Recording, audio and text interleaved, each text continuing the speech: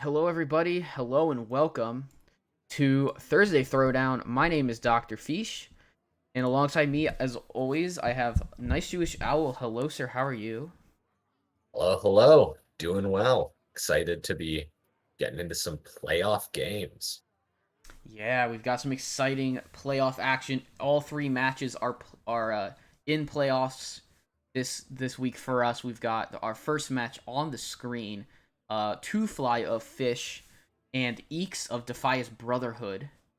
Defias being the team that got the most points in Legacy by the end of the season with 138, and Fish and being tied for 121 points as the lowest amount coming out of Red Conference with Bank Yuki's fan club. This is going to be an interesting match. Like the PR difference, if you look on like the website, is quite stark. But I don't think that the skill I don't think the skill gap is that large between players, honestly. Yeah, I think we've definitely seen a lot of this season that PR isn't quite as important as it might seem to be. I know RoboCats ran some simulations and figured out that PR still does line up a lot with win rate, Hmm. but there's 50 PR five seeds that have been absolutely killing it.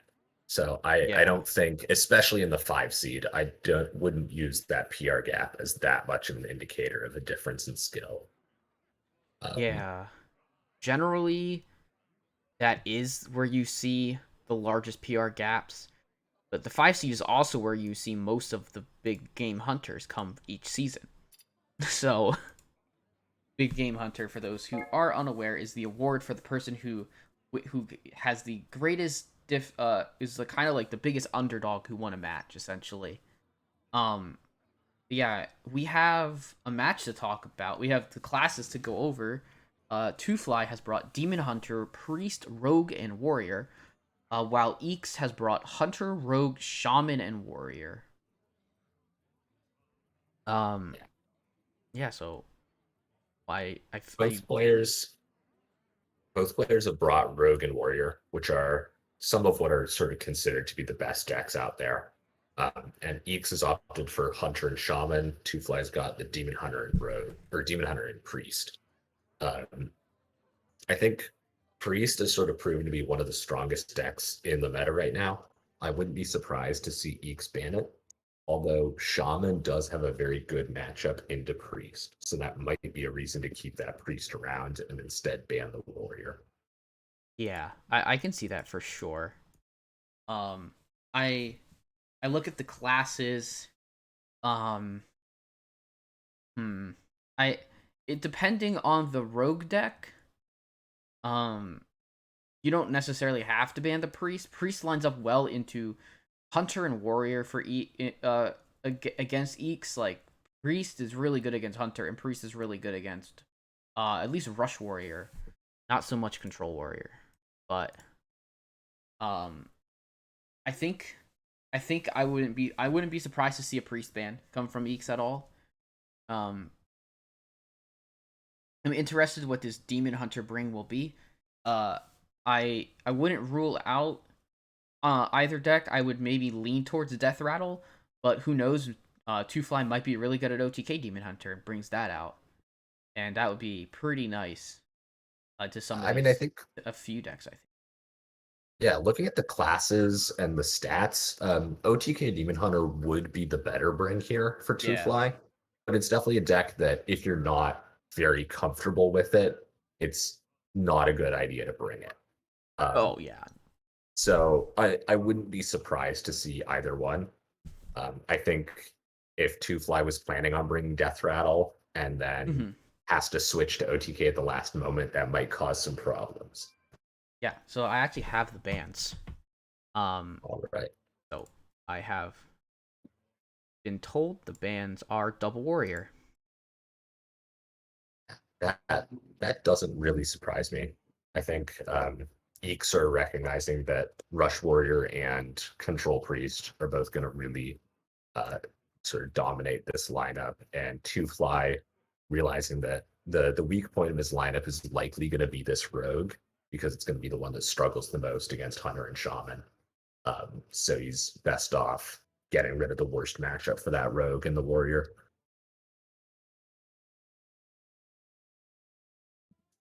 Yeah, I looked at the lineup and I was wondering if each would just ban out the warrior because it has really good matchups into Hunter and Rogue specifically. Like I know Hunter. I've seen Hunters win that matchup before, but it's not. It still favors Warrior pretty heavily. Okay, I did give the players the go ahead now that we've gotten the bans through. Just to keep things kind of rolling. Um, so yeah, first to spectate on our screen will be Eeks, and top will be Two Fly, and you are free to spectate in whichever order you wish. Right. Or I have the match actually up and running. We'll wait for the eyeballs. What do you think these players potentially will lead? Um, I mean, I think we were talking about how Priest and Warrior are the two really good decks for Two Fly, so I'd expect to see him lead with that Priest since the Warrior's banned. Definitely. I think from Eeks, I'd probably expect a Shaman lead. Gotcha. Especially sort of anticipating that Priest lead. I think you'd lead with the Shaman. Mm-hmm. I wouldn't be surprised if Two Flies put an Ooze or two in that Priest just to really flip that Shaman matchup. Yeah, I could see that for sure.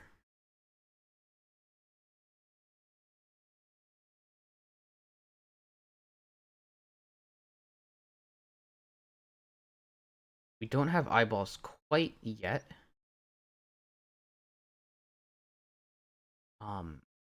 But I will get ready.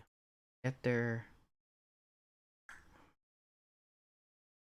So the players are figuring out what they want to queue up first, looking at the matchup charts now that they know what their opponent banned. Yeah, I can definitely. All right, looks like there are eyeballs now. Yay.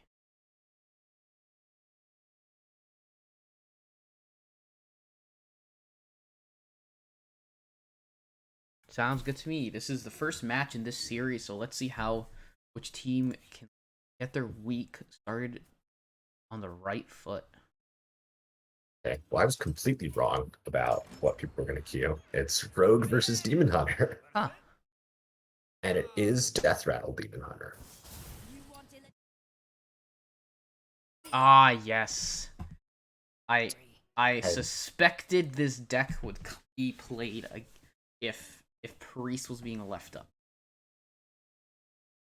But we see Secret Rogue for weeks, which is definitely an interesting bring. It makes more sense if you're planning on leaving up that Priest, because it does significantly better there than Miracle Rogue is going to do. But I worry that you sacrifice the Demon Hunter and Mirror a lot if you're choosing to bring Secret instead of Miracle. Yeah, I think you're correct in that assessment. So I would definitely expect Eeks to attack in here. He can actually get started with his Hanar if he so likes. After attacking in, he's gonna have quite a lot of mana. I really wouldn't mind seeing the Hanar chain started. Demon Hunter, outside of Fishy Flyer, doesn't have a good way of dealing with Hanar early. And if you're saving your resources for too late, the Demon Hunter's probably just going to kill you. So I wouldn't mind you drop the Hanar, you drop the Dirty Tricks, get a Paladin Secret, Yeah. and then play that Prize Plunderer. Definitely. You could even go for Bamboozle, because it'll turn Hanar into a 5-drop when your opponent tries to trade it off. But our hand is empty enough that I want to get this Dirty Tricks down. Mm-hmm. So Judgment of Justice, the new Paladin Secret.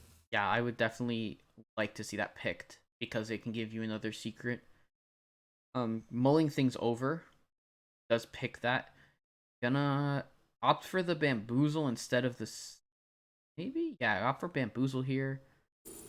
Gonna pick Omayog. Does not get out the Prize Plunderer. I think if you're putting up the Bamboozle, you might as well leave that guy up.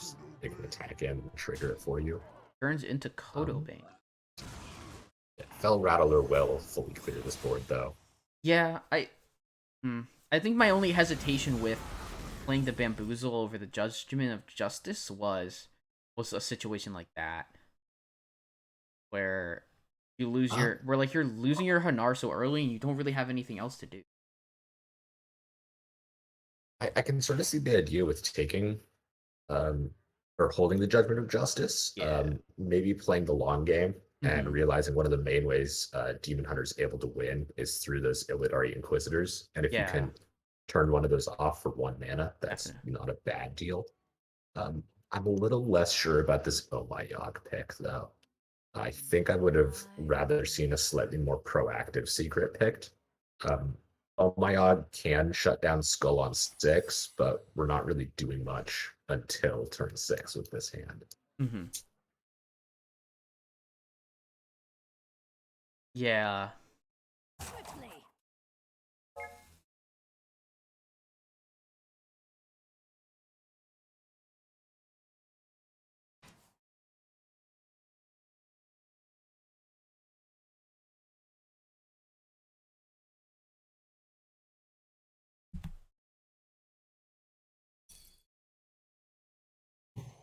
Justice will go off, lets us kill off this, I guess, head cultist, but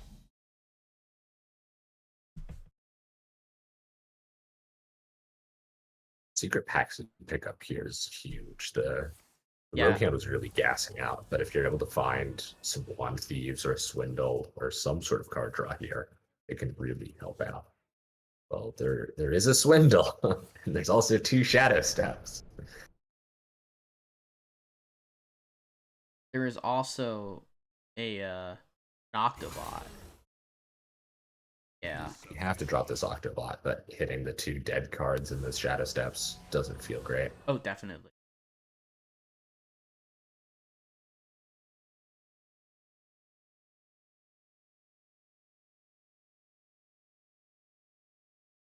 So we see this is the heavier version of Death Rattle Demon Hunter. It's running Alar, which means it's also going to be running N'Zoth.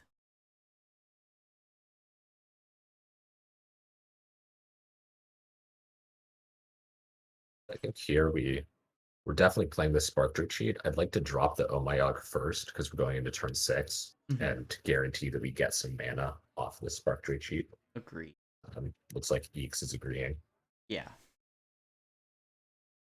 Yeah, he's gonna specifically drop. I guess he's gonna play the Bamboozle and then Spark Joy out the ambush. I like Don't this. mind that.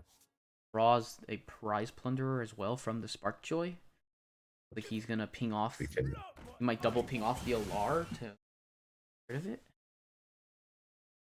Yeah, I think assuming that on turn 6 your opponent is going to be either trying to play Skull or seeing that they still have the coin, trying to coin out Blackthorn.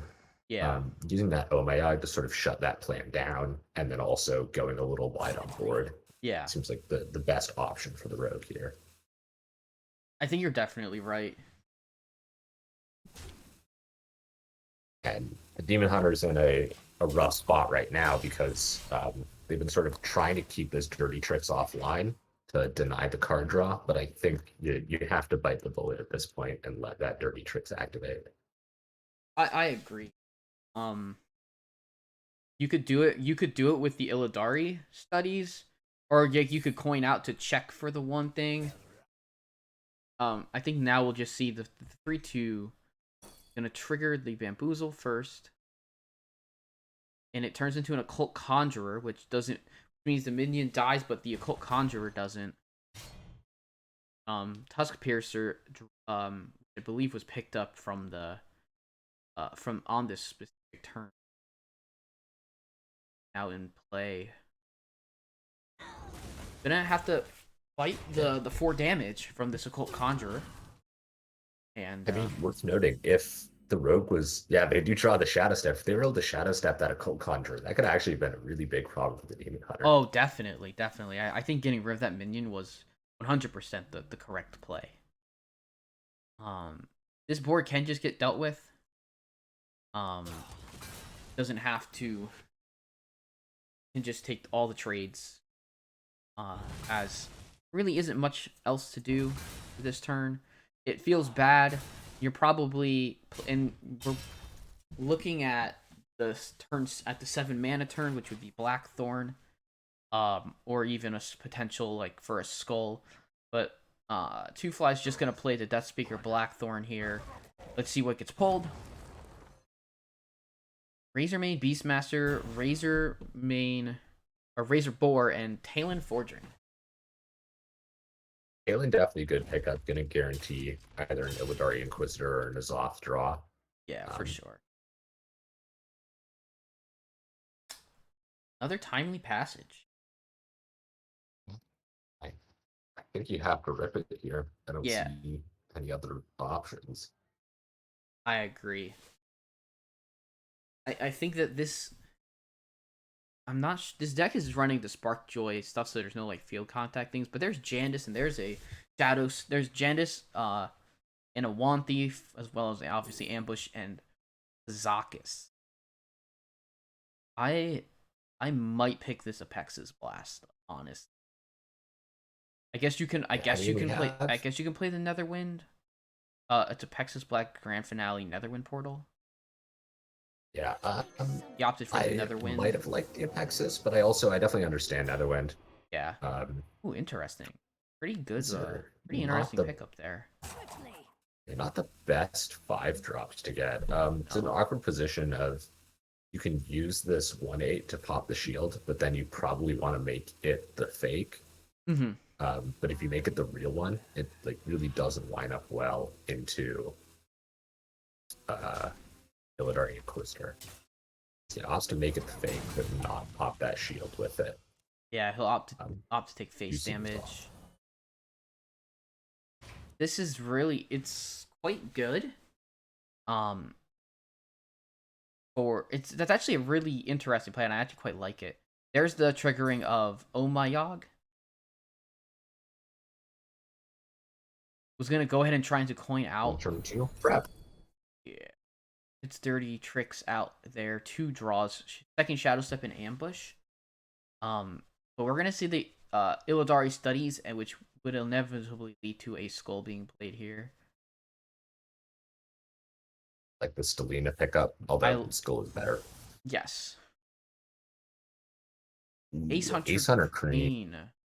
Kreen is really good here. Like, that's so good here.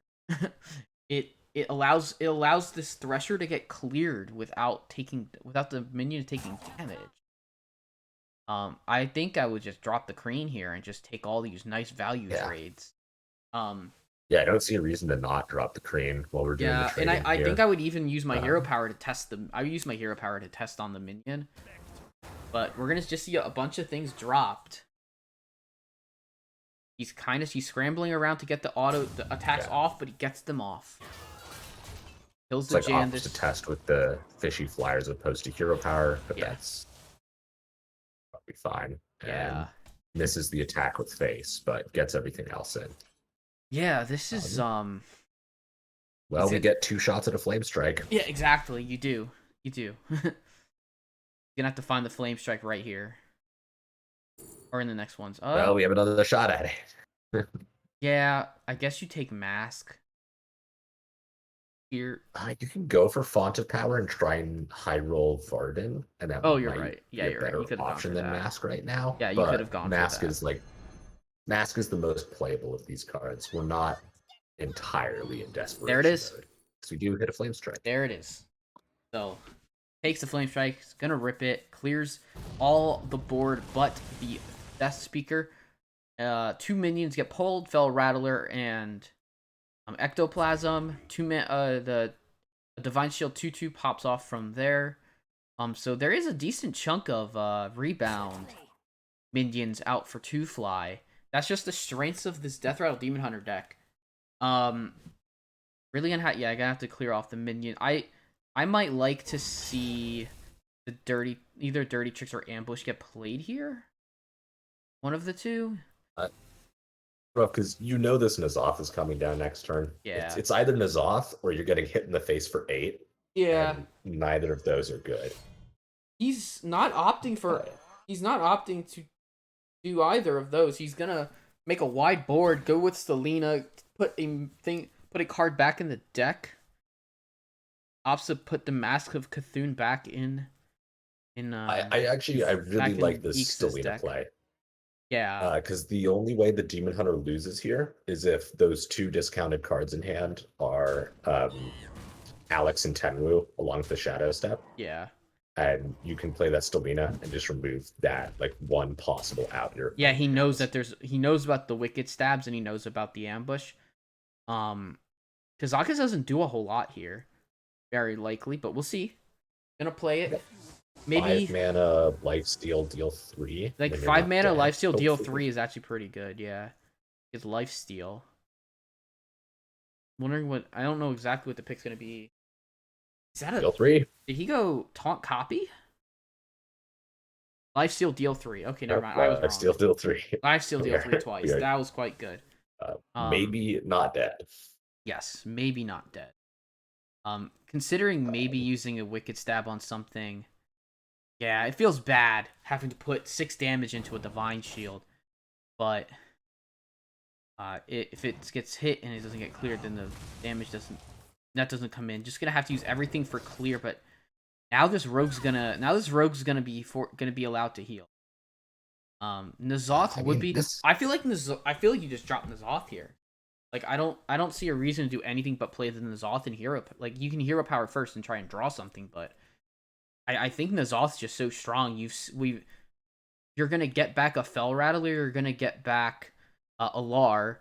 You're gonna get back like a Death's Head Cultist or some form of a Quillbore. I think that's just and Fishy Flyers. That's gonna be very strong. But we're gonna I guess his 2-fly is greeting this N'Zoth to try and get back an 8/8. Oh, but... okay. I'm not sure I like that so much, but he does clear the minion off. So, but now the rogue with a Wand Thief in hand, obviously no Shadow Steps left, not much really very likely in the deck. But one thing that is in the deck is stunners. Like, unless this deck doesn't, obviously Secret Rogue's gonna run their stunners. Let's say we haven't seen Tenwu or Alex. Yeah, Tenwu or Alex. My guess is they're in the deck.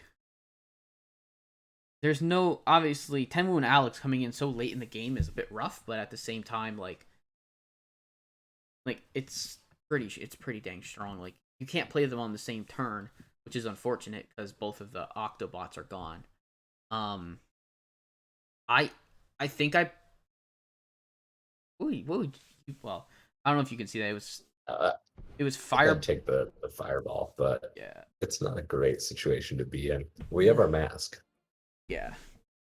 Gonna maybe opt to stunner this Death's Head Cult, which I mean it prevents.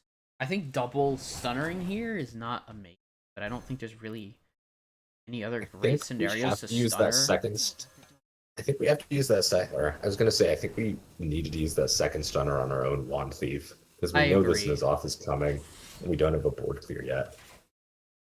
I think you're right because this N'Zoth just gets dropped with healing removing the Wand Thief, so there's no way this Wand Thief can go back. I hope 2-fly knows we're not drawing the 8/8s. Just play the N'Zoth here. Yeah. He's hovering N'Zoth. He has played the N'Zoth. Big board incoming. Ambush gets played. Probably just gets to play the I-Beam into it. Gets to remove both of the stunners, and now this looks real bad for the rogue against his Death Rattle Demon Hunter. This match was very interesting in general. Seeing it play out. I thought for sure that this was just gonna go Death Rattle Demon Hunter like the whole way, and then obviously a really good golem was able to salvage it for a little bit. But I think I mean you can Alex your face, but you're only delaying the inevitable there. But yeah, I think for the past few turns, this has been a situation where the rogue is technically alive, but not ever actually winning this game. Oh yeah, agreed. Yeah. And yeah, we're gonna mask. We're gonna hope that it clears some stuff, and it clears a few It doesn't things to the clear. point It where, clears enough to not get killed. yeah, again, we're not dead, but I really don't see how we're winning from here. I mean, green like yeah, Illidar Inquisitor just wins the game, and there it is. Yeah, and Illidar that's Inquisitors being in the bottom 6 of the deck, they're bound to come up any times. So, uh, any draw of the Inquisitor there would easily be lethal. Good checked for. I mean, I don't even think it mattered if he checked for the Ice Bear for the Ice Barrier or not. There would have been more than enough damage to come through. Um, yeah, Two Fly is gonna take game 1 with his Demon Hunter. I didn't even change the deck, the things. Oh well. yeah. I think that's a big win for Two Fly because Demon Hunter was really going to struggle against Hunter and Shaman if my matchup memory is correct. So Um, getting that win against so the Rogue is pretty good. Demon Hunter is about 50-50 with Shaman. So I think it would have been okay there potentially. But yeah, I agree. I think you wanted to see you wanted to get its win. And I think seeing that this is Secret Rogue, assuming that Two Fly has normal Miracle Rogue, that's going to be pretty good for Two Fly, knowing that his Miracle Rogue is going to have a favorable as opposed to having to try and win a mirror. Yeah, potentially. Anyways, both players considering their decks. Two Fly probably. I mean, deciding between Priest and Rogue. Eeks deciding between Hunter, Rogue, and Shaman still. Um, I guess it's a really interesting situation. Um, there Eeks could take a chance and throw the Hunter out and hope that Two Fly plays the Rogue, which would be an easy matchup for the Hunter. Um, you could just go for double. You could just go for double Hunter, like even if it runs into the Priest. Um, but it's interesting to consider what these players can bring. And we're gonna go into the next. We're gonna get into the match now. We Priest versus Shaman. Priest versus Shaman. So this, Okay. well, I was going to say this is favored for the Shaman, and then I saw that we're not running Doomhammer in our Shaman. So I think this is now favored for the Priest. Wait, how do we know that there's no?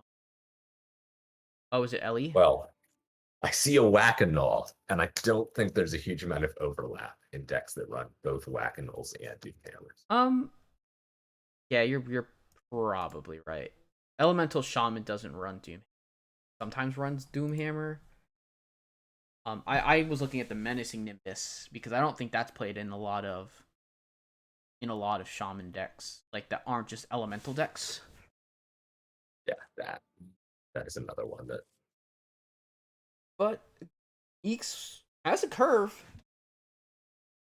We see Archdruid Naralax in Two Fly's deck.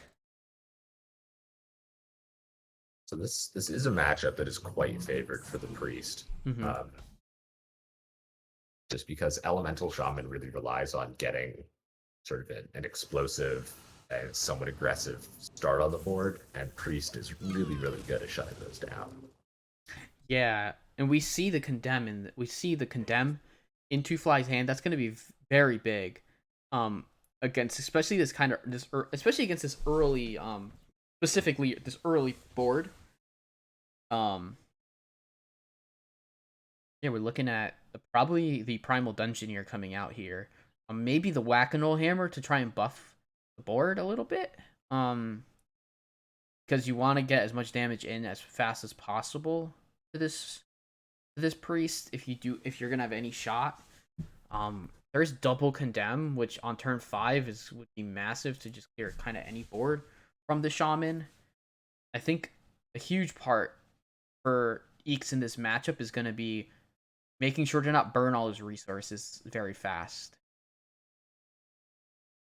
I think one sort of advantage of playing Primal Dungeoneer is that it doesn't give away what deck you're playing to your opponent. And especially in the early turns against Priest, if you're able to sort of force them to make suboptimal choices off of their discovers, it can be really important to withhold information. Although playing an active Gyreworm, definitely not bad either. But opting for the Dungeoneer.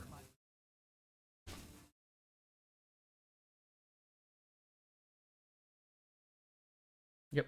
Opts for the Dungeoneer, okay. And just drops the Emerald Drake right away. So it was Lightning Bloom was drawn with a Lily Pad Lurker. Minion is removable. And if a elemental is played like this Menacing Nimbus, then that lurker next turn would be able to turn something into a call it into a frog. You can play our Kindling Elemental, and You could play Kindling, and then your Wailing would just be able. You would be able to trade 2 minions, keep the third one alive.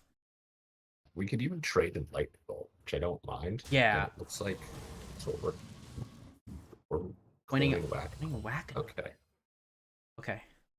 Not too bad. I mean, it's a base damage isn't super important for the shaman, and you're either gonna win or lose. So try and get the board while you can. exactly. I agree.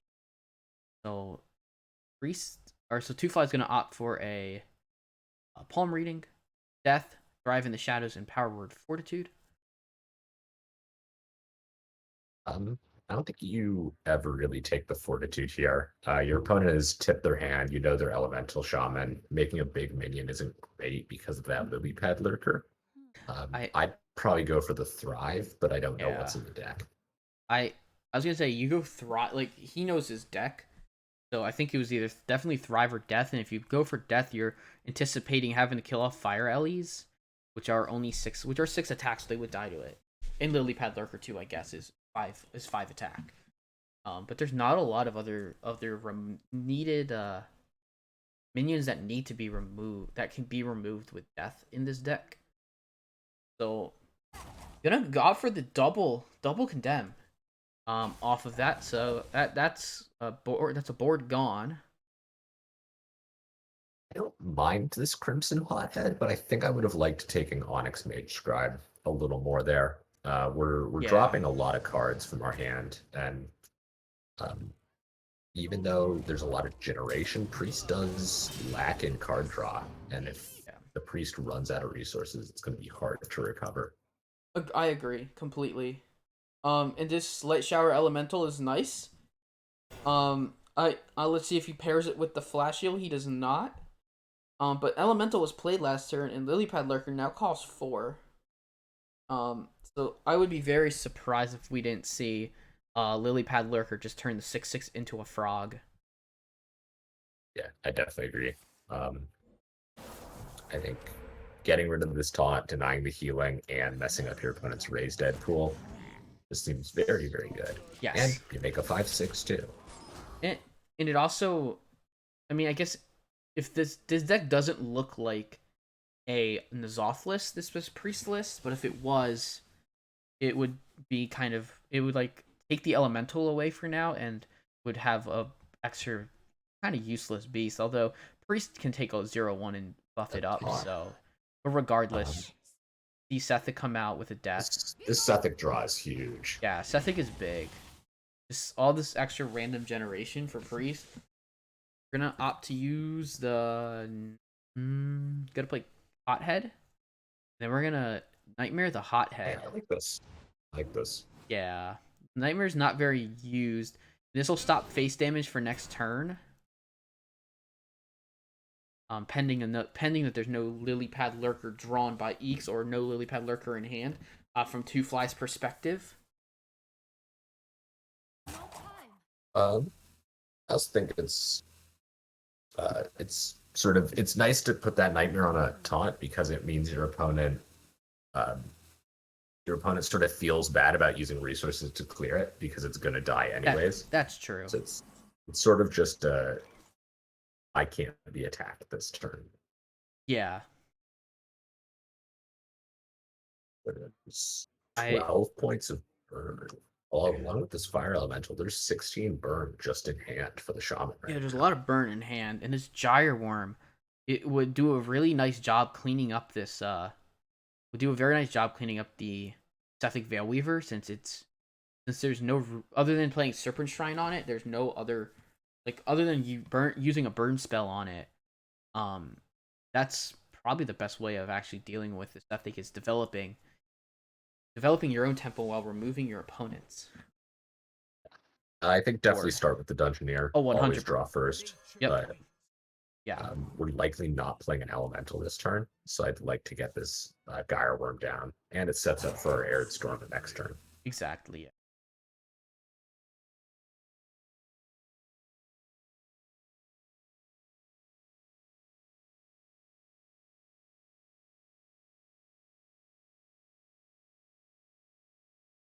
Yep. I don't know what's in Two Fly's deck, but if if we rip this Idol Visharge and we hit our Blade Master Samuro, we're really happy right now. Yeah, you um, are. You're very happy if that happens.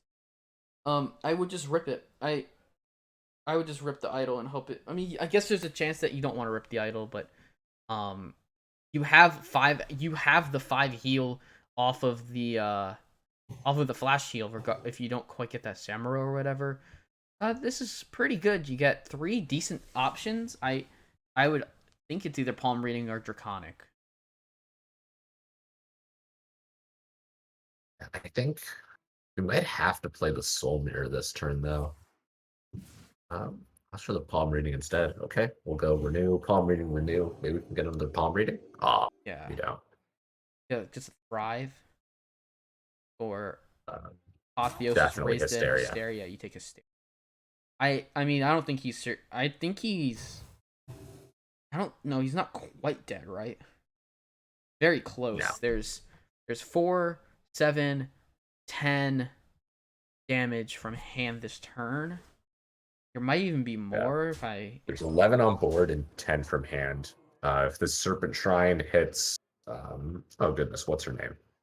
Lady Vaj, I Lady believe Vosh. that Oh gives us yeah, 11 Lady from Vosh hand. would give But that's extra damage. Yeah, that any form of spell damage would be pretty nice here. it still wouldn't quite do it though. I No, think we'd it probably wouldn't. It just wouldn't give lethal. send in a fire elemental at this phase. Yeah, Corrupts our dunk tank. I would like that. Yeah, yeah, like you said, corrupt dunk tank. And it puts your opponent in a position where they have to both clear your board and heal to not die from hand. Mm-hmm. Priest is good at doing both of those. Oh, the Oh, that's a perfect draw. really good draw. That's insane.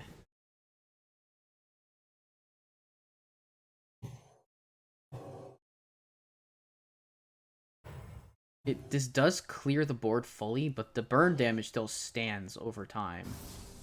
The good thing for Priest is that they have the ability to um Narrowlax picked up. Oh, is there was almost enough damage. Or Yeah, we're close. We're a there's couple 4 damage off. Yeah, there is 13 from there. Yeah. So If we hit Lady Vosh with this portal, it is lethal, but yeah, I don't but think we're you can gonna go for it here. playing for it. We're gonna go for another fire alley here. Maybe also a kindling. This is very board centric playing, and I don't mind it. I just um this does play pretty well around uh hysteria. This The, 6/5 issue is gonna for the shaman, this is gonna force the soul mirror probably. Unless idol was to be ripped and get the samurai like you mentioned. there's the issue for shaman or any class playing against priest that apotheosis exists, and it means that even when you really want to be going full face, you often can't.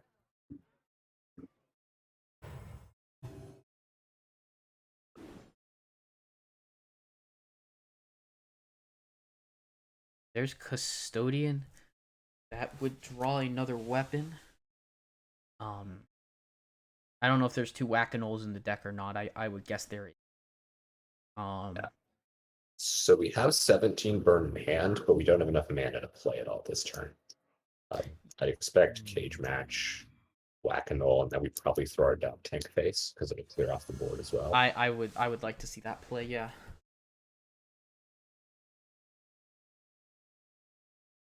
I also might want to. You could develop the Arid Stormer instead potentially. Well,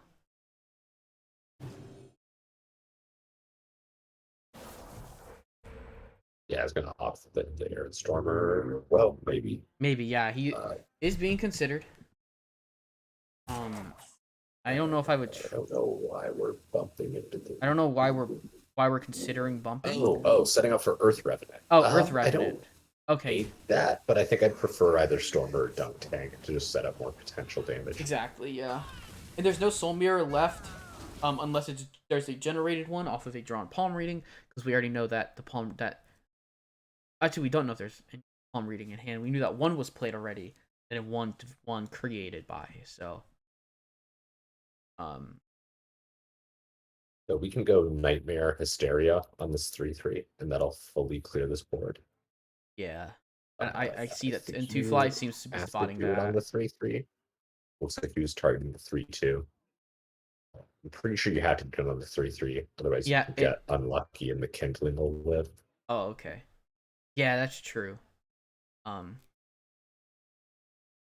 He is once again pointing at the 3/2.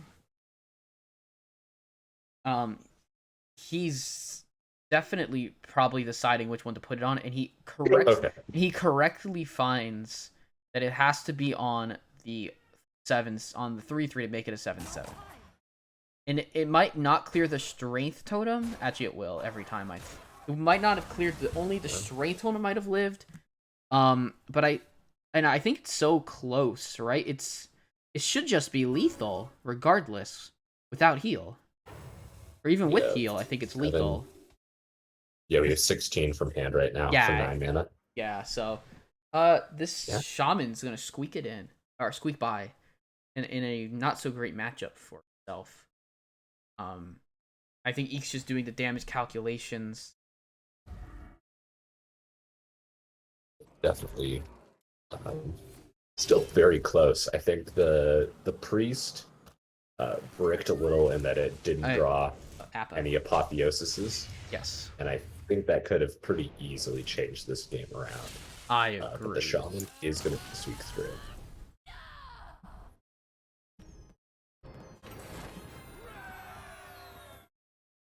Series is gnomes over. It's going to be almost a coin toss now for each of the players.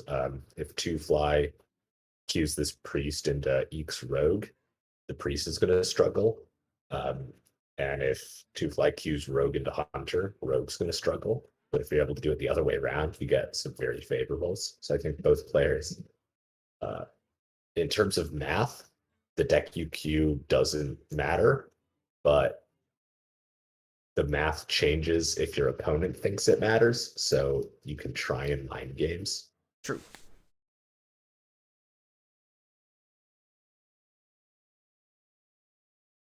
I mean, if I'm 2 Fly, I think I would look at it and say, man, there's definitely some draws I wish I had. I think this priest can do. I think this priest it would be just fine, and maybe my opponent thinks I'm going to swap decks after that game. I think I would run it back to the priest. Priest is going to be able to hold its own a little more against Secret Rogue than Rogue will against Hunt. Yeah. And we are going to see priest versus Rogue. Okay.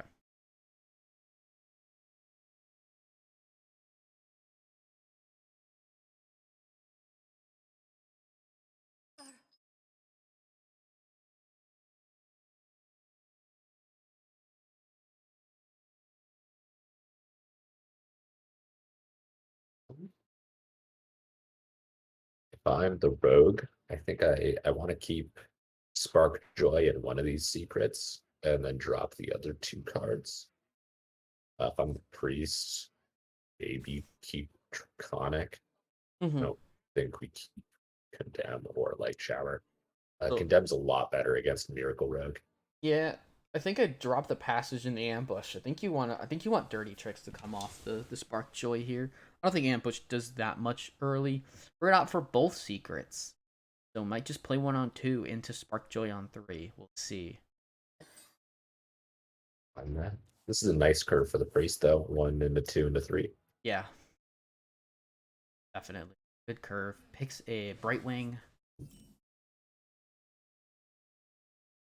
Ooh, there was a card that was in the bottom of the rogues list last time. Oh. Oh, goodness. Oh, baby. That's quite neat. I think I'd like to coin out Mancrick I a little actually more than dirty tricks here. I agree because Mancrick gives board pressure. And this rogue is gonna need like this. Obviously, rogue isn't like I don't think rogue is absolutely needs to get the board presence now, but I think Mancrick is putting the possibility of drawing Olgra as early as turn 3 is very strong. And it would be able to contest. I will say if I knew my opponent was gonna Hmm? top deck Apotheosis, then I like playing dirty tricks instead of Mancrick there. So Yeah, for sure. that's fair. Yeah. So played one, yeah, so there's no reason to point out a plunderer here. You would never want to. This joy cheat, there is no bamboozle, so it will just get removed. Like South Sea Scoundrel. Okay. Oh, Mana 5. Andis.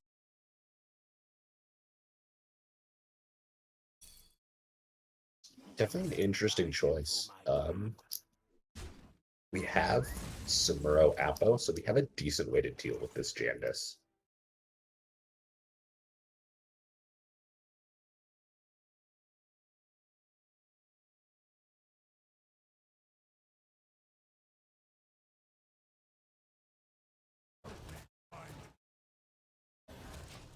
Yeah, so Eeks is just gonna develop Mancrick here.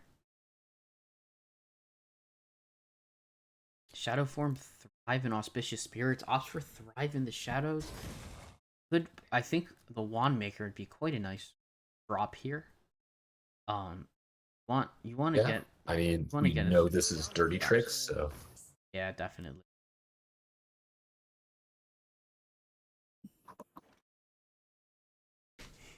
Oh, we can coin Jandis, but it's not great into this board. Agreed.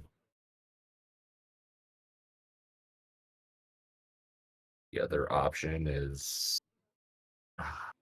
if we have to drop Octo and like stab something and then plunder something.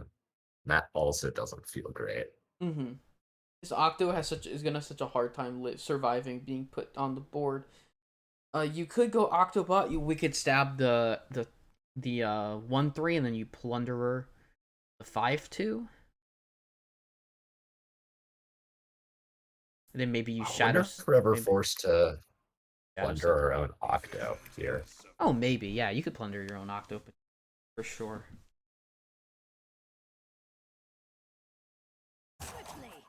Go coin double plunder.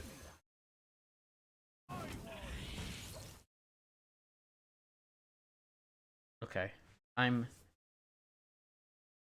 Imagine this Octo is going to get silenced. Yeah, Focus will, I would imagine. I guess Jandis as well. It's turn 6 and we have a Jandis. Yeah, turn 6 with a Jandis. I definitely don't mind that at all. That. It's Vectis and Mistrunner. None of those are particular hits. They're kind of average minions to get. Gonna opt probably the pop. I would definitely opt to pop that. Yeah, pop the Octo now so that way there's not more stuff gotten off. That's a really good pickup as you have Jandis plus Wand Thief this turn. Yeah. Slightly better Jandis, but still nothing to write home about. There's no trampling rhinos this game. No rhinos, no scrap golems, no Earth Elementals.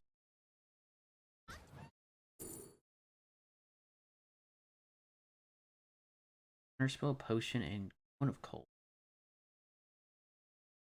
Potion is the spicy pick. Potion is. Oh, I like it. Shadow Step on Jandis. Always good to be able to play another Jandis, but for 4 mana. I can see. For an 8, we can go Jandis. The illusion is Vector. I believe the illusion is a Mistrunner. Is it the Mistrunner? Nectis is not the illusion. Yeah. Oh, okay, so I got it wrong. Wait, why didn't we trade the 2-1 to Vectis and the 1-2? Yeah. Oh, that. Yeah, it was. I'm not sure about that. That's no, that's definitely a slip up in trading. But it happens. Yeah. Yeah, Condemn double trade, or even Condemn plus Devouring Plague are both full clears here. Yes. Thrive in the Shadows, Hysteria, Palm Reading, Renew picks the Palm Reading. Another Apo. But I think maybe even something like a Psyche Split would be a really interesting pick. Yeah, Psyche Split can push board a little more, although we don't have anything in hand right now. We really want to be Psyche Splitting, unless we're comboing it with Sombrero. I would agree. And you already have 2 Apotheos. I think Psyche Split might just be the better pick, so you don't have your hand clogged with 3 Apotheoses. Or 3 Apotheosi, but again, I don't mind it. Yeah, I wouldn't. I guess you wouldn't mind it either. Oh, so Potion's not terrible. Board sticks, but I don't think the board's sticking. Potion's really good if we're getting a Jandis and Hold on to Thief.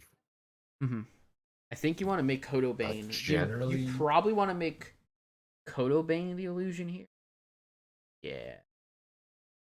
Because if Samuro Apo gets played, then it doesn't clear the 5-1.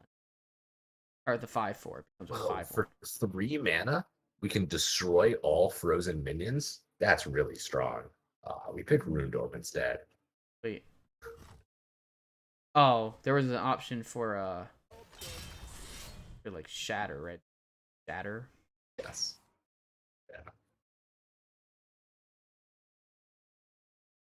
Yeah. This is Olmir. Maybe you just rip the Soul Mirror here. Yeah, I think you do it. Yeah, because the only issue is maybe hand size, right? You overdraw playing it. We'll have a full hand, so we can just drop the Focused Will afterwards. Yeah, you're right. You have a full hand, so you drop Focused Will. Yeah. Okay, yeah, that makes sense.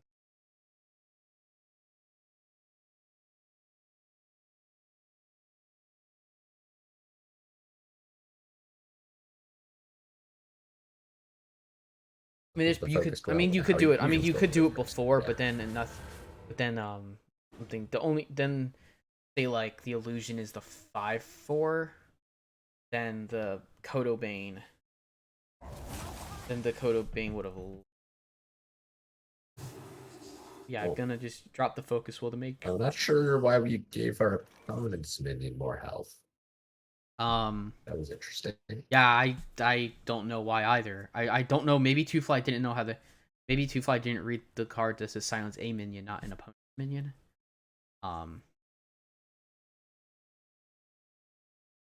See what Runed Orb gives.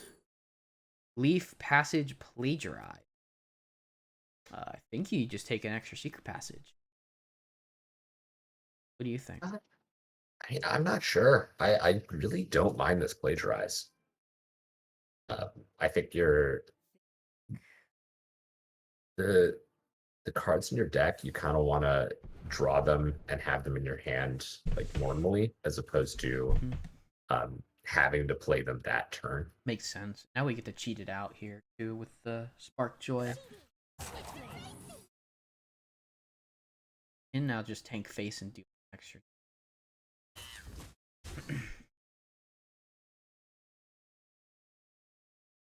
Imagine we're just gonna end turn here.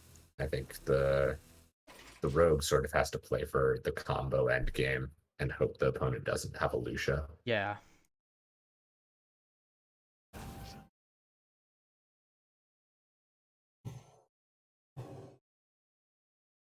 A nice Samuro Oppo. I'll take one.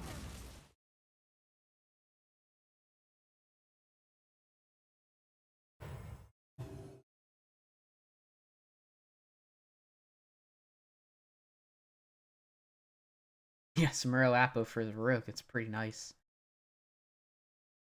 There's Alex. Yeah. Oh, there's no If we're secret. able to get another, what was that? Oh no, never nothing. I was gonna say, if we're able to get another discount from an Octobot on this hand, we can potentially do one turn lethals. Right? Yeah, you go. Yeah, you'd be able to play a bunch of 10 blues. Yeah, it'll be exactly 10 mana to go Alex, Tenwu, Alex, Shadow Step, Alex, Wicked Stab. That's exactly 30. And you'd be able to go Alex, like 0 mana 10 blue, Shadow Step 10 blue back, 0 mana 10 Alex. That'll also be. Oh no. It would be. I think your combo is the sense. Curious, is he gonna? No, please. All right, we're gonna have to Shadow Step it. In Alex Shadow Step, this does reduce the potential damage we have. Yeah. So I'm not sure about this. Yeah. I don't know how much of a threat that the Samuro Appo with Apotheosis on it is at this point. Because any draw of a secret and the stunner can just put it back in hand or can put it back in deck. The priest picks dirty tricks off of the scoundrel. Had it I didn't look at the other offers.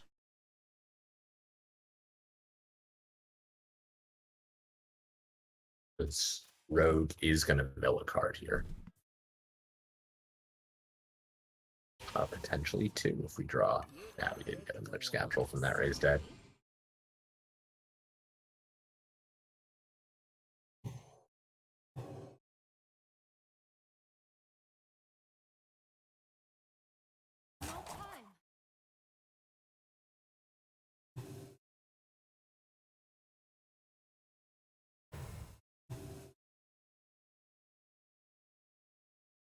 No.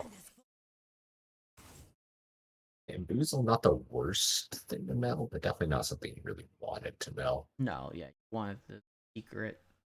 I guess for the potential of having the secret. Stunner the We have to stunner this 8/10. You stunner the 8/10. It's not great because it's a South Sea Scoundrel you're putting back in your opponent's hand, but the 8/10 it represents so much damage that you can't ignore it. Could also maybe go for the potion here. Passage. Oh yeah, passage could happen as well. Yeah. Yeah, I don't think we're playing potion just for a stunner. Exactly. I agree. I think we want to get a little more value from it. Maybe considering Samuro instead. Samuro Appo? I mean, I guess that's fine. Probably just trying to sort of dump cards out of hand so that Scoundrel, along with Dirty Tricks, won't mill them. Mills in the Zoth. Good. Also, it is in the Zoth Priest, but the interesting part is that there's I'm really curious if this Yogg is going to come into play. We are obviously at 10 mana for both players. Yogg doesn't need to come out anytime soon right now. And it's also very likely it probably never gets played this game, but the N'Zoth being gone is actually pretty good for the rogue to see that milled. Then it's not going to deal with a massive board later on. Hysteria Devouring Plague. We'll get rid of that. Board. Now the Dirty Tricks played, so now Eeks knows what secret it is. It's an Octobot. Ooh, I like Octo. We play Kazakas here, but if we're able to find an activator for this Octobot, We can still do 28 damage from hand. If we're able to get a 1-mana spell damage golem from Kazakus, Mm-hmm. that does go up to 30 damage with an Octobot proc. We can also play Kazakus and then Potion to get a 1-mana Kazakus. True. So picks has Stealth, Poison, Rush available. You'll draw 4, freeze all, +4/+4. This is a 10-mana golem. Imagine it as stealth. Yeah, 10-mana stealth. And give your board +4/+4.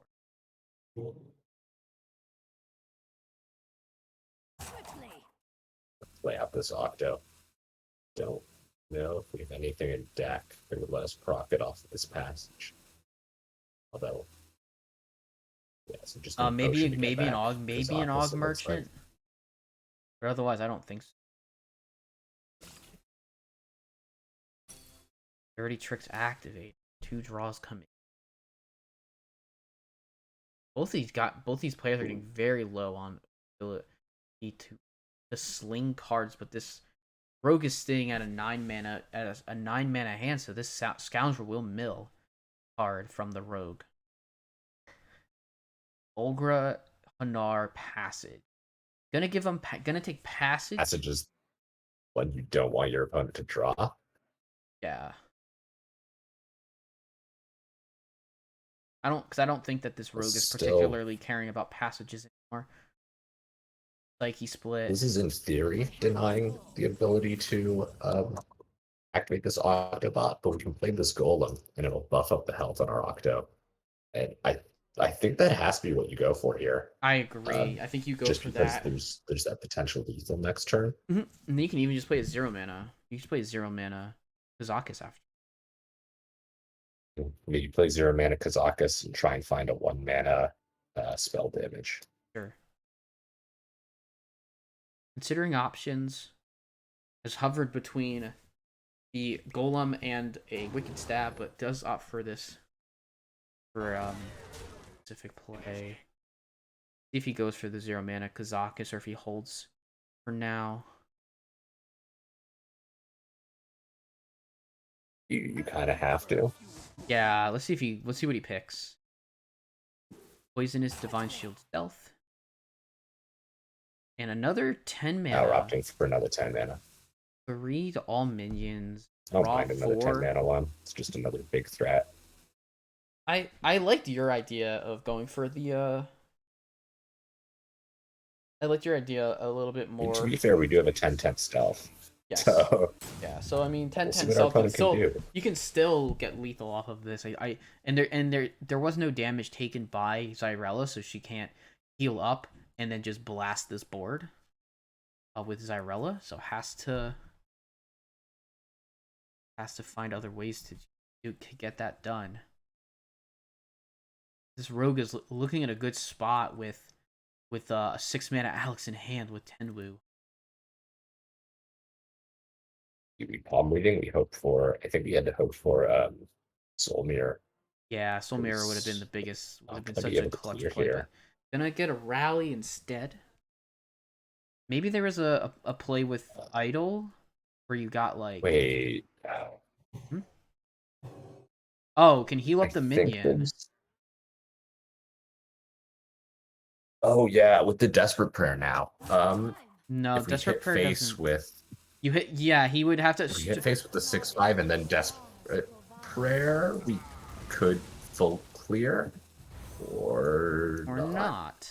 That's okay. Game, right? That's just lethal. I think. Yeah, assuming Eeks is able to spot it. This I is mean, you just go Alex. You just go Alex, Tenwu, double stab. Yeah, maybe Two-Fly didn't see the clear there with Xyrella, but I think, yeah, we really had to clear off that Golem because we're just dead here from hand.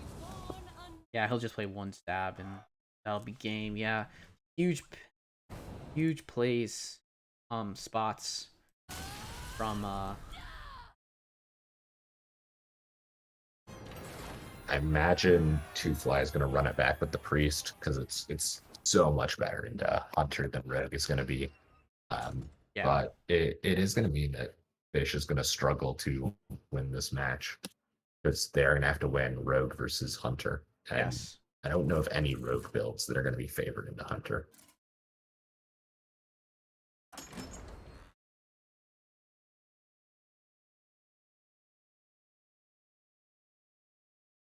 It's got normal, little normal face Hunter, it looks like.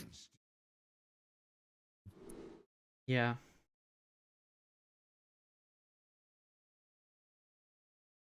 And I know that this isn't the most. I know that this isn't the norm, but I was playing the death. I was playing like a Nazoth version of Priest on ladder, and I was running into Face Hunter, and I was really struggling against them. And that might just be because I wasn't drawing properly, but I mean, I don't. I think with a really good draw here from Eeks, he could even like take this one potentially. Would probably need like really like an insane early start, which this looks pretty good, honestly. But we do see Condemn. Like the big I'm thing in dropping this, the the big thing Ridley. is that Condemn is such a crucial card against Hunter. Yeah, I think that the big thing for the Priest, the reason some Nazoth builds do struggle is some Nazoth builds have sort of got a lot heavier in terms of clears and packages and cards. And Yeah. it looks like Two Fly is pretty wisely opted to slim this deck down a little bit, put in those condemns, put in a little more of that early game. Yeah, I really like it because he looked at his opponent's classes and said, I'm not getting late game generally, maybe against Rogue, but everything else is gonna want to beat me pretty fast. So I don't really have much of a choice to. I don't really have like a large choice in how I want to build my priest. I need to keep it low to the ground and being able to clear. Um Our starts go for Hunter. This is pretty good.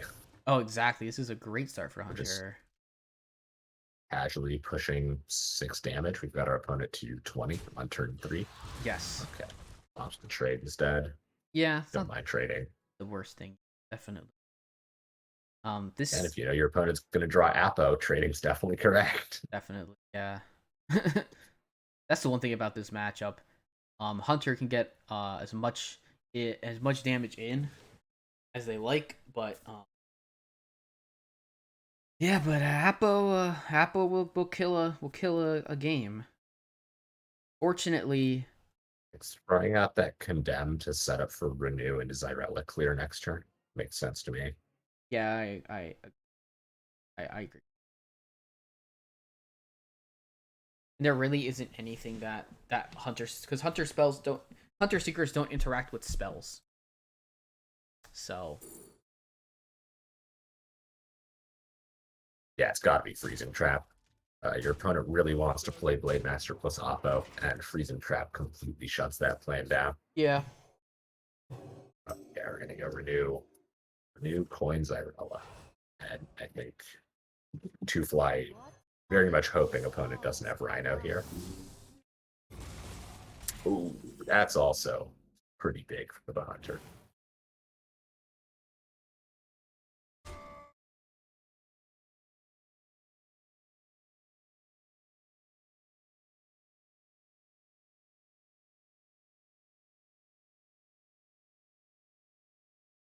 See Piercing Shot plus Wolvertinger come out here. Just continue to apply that pressure. yeah. Man, Olga being drawn is really nice. This really puts Priest in a precarious position. Where there's a lot greater chance. Whereas it's that many is just hard to clear essentially. Circus Amalgam is a good card to have here though. It does block damage. I imagine we're gonna see. Trampling. Well, never mind. I was gonna say we're gonna play Warsong Wrangler, but we could just draw Rhino anyways. Yeah. Um, you could go like Rhino, and you can even deal like a bit more damage if you want to get out the wound right here. Yeah, I think if we play Rhino and then we wound prey face, trade in the 1/1 and then attack with Rhino, we just get a little bit of extra damage that way. Yeah. We could also Warsong Wrangler to You buff could up this also, yeah, Rhino, that and I makes don't sense. mind that. I don't mind it. Yeah. And I think here we're probably hero powering and trading weapon plus man crit in. It's like considering prey instead. Okay. And it does all for the wound prey. Might just be wanting to keep the man crick up and just trade off a couple of. Yeah, This actually does play slightly around Samuro Appo. It heals less. But there hasn't been any. We can of course see that Samuro Appo can't really happen. Yeah, and that's a really big draw for that's a pretty big draw for two fly to get that out. And there isn't another way to buff the Rhino specifically right now. Yeah, I think it's gonna be really hard to just buff this Rhino in general. Yeah, I mean you just need like there's no more Wrangler won't draw the other Rhinos. So these Rhinos are 6/7s for the rest of the game. He's very, very close. Honestly. Tracking I might have wanted to go for tracking here to search for something like second piercing shot. But this minion does get buffed, but it just doesn't. So it does do 2 damage. That's not quite lethal. It's very close though. It's actually 12 damage. Putting this priest down to just 3 health. There's a lot of draws that will win this game if there's no healing done. Oh, at least we drew a 7 mana 4. That is Mutanus. Mutanus could get played and could soak up the other Rhino. I don't know if he played the Rhino that was drawn by. I mean, obviously he can't play if he plays Mutanus, he dies. But he doesn't really have. He needs to find something off of. We have to hit Hysteria. Exactly, Hysteria. That's an exact clear, right? As long as he doesn't play a minion. Yeah, because freezing trap is only enemy minions. Yes. So. And tracking. It's going to come down to just tracking find damage. The answer is quick shot. That is lethal. Tracking finds damage, and Eeks that one out against the priest before it got too late. Yeah, and that's going to be a 3-1 victory for Eeks. Yeah.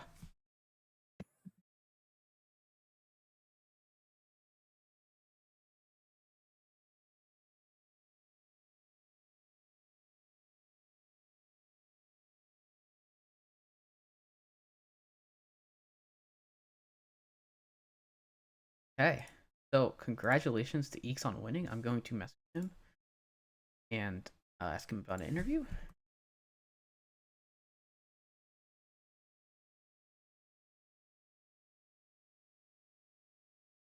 Yeah, this is the first match of this the first match of this series that's been recorded. So looks like Defias is starting off strong with a 3-1. Yeah, I was definitely. I'm a bit surprised to see a 3-1 result because of obviously Hunter versus Priest. But I think like you said, it would have been tough for the Rogue to get through for 2 fly, regardless of if the Priest won there. Not get a message back from Eeks. I will give him a. Oh, he did get a message back, but I didn't hear it. I will add him on. I will add Eeks on Discord. Get him in here. Do you have Eeks added as a friend by any chance? I have him added on Battle.net, but not on Discord. Okay. So cool. Yeah, I think it's really going to take a miracle for Fish to come back in, because when we were talking about this match on Tavern Talk, we were really saying that they needed to get those wins in the lower seeds, because it's going to be very hard for them to pick up wins against like the Titans of Wild Knight and Jester. Yeah. So losing this 5-seed match definitely really going to hurt their chances. Yep. And I've added Eeks to the group. Hello, Eeks. GG's on that win.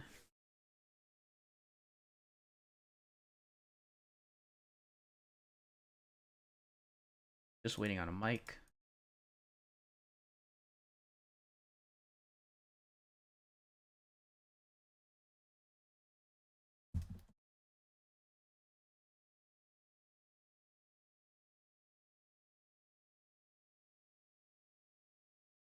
Oh, okay. Hello. Can you hear? Ah.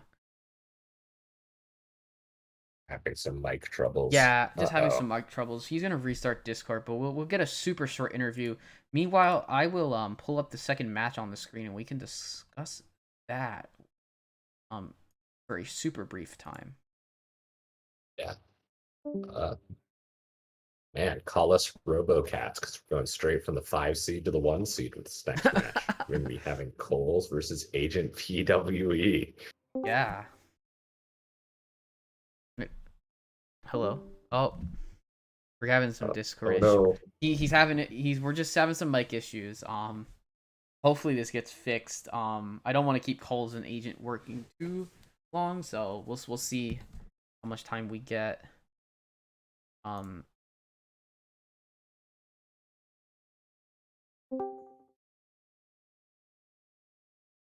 hello.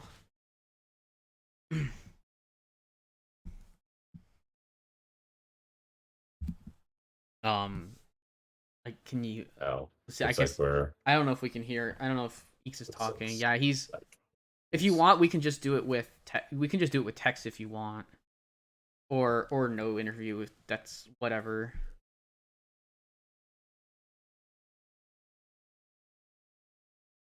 Oh, it's Oh wait, oh, I'm oh still talking. Wait, what's that? What's that? okay. it's okay. I we've all done that one before. All good. It was pushed to Oh my talk. god. It Yeah, happens. my adrenaline is like running right now, so I forgot I was on push to talk. Yeah, that happens, man. Congratulations on a big win to start your team's week. Yes, thank you.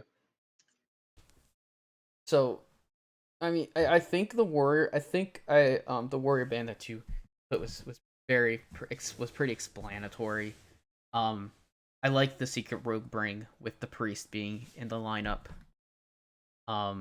Like what was I guess obviously you have a lot of adrenaline pumping after the game, but how are you? I guess what was your kind of game plan coming into this matchup, in general? Like the overall set. Yeah, like when you were coming in. Yeah, so I think um both sides were expecting the Warrior ban because based on the matchup spreadsheet, it just made sense to ban Warrior. It was either to ban Warrior or ban Priest, but decided to ban Warrior, hence why I decided to bring Secret Rogue Hmm. instead of like Miracle. Um, and I guess I was like most concerned about Face Hunter, I guess, because Face Hunter is always a risky pick. And I honestly wasn't expecting him to bring Priest because I looked at the previous 2 weeks and he hadn't brought Priest. Like the general trend is like uh, Rogue and Warrior as the like commonly brought two decks, and then there's like Druid and Shaman as the next popular ones. But he hadn't brought Priest, so I was sort of concerned because um, like with the Demon Hunter, it also wasn't 100% guaranteed whether he was going to be like Death Rattle or Lifesteal. So yeah, Face Hunter overall was like a really risky pick. And honestly, when we were on game 4 just now, um, like I just got pretty much a really insane opening with the Face Hunter, which is why I was able to snowball crazy against the Control Priest. Otherwise, normally that's really unfavored. Um, in terms of bringing Elemental Shaman, we were looking at stats and saw that that deck has been on the rise lately and in general has like good matchups overall. So I decided that was a pretty strong, solid deck to bring. So um, yeah, and then I still decided to bring Face Hunter just because obviously it has certain matchups where it just dominates. So it's just about risk and reward, really. That's how I sort of processed this set. Nice.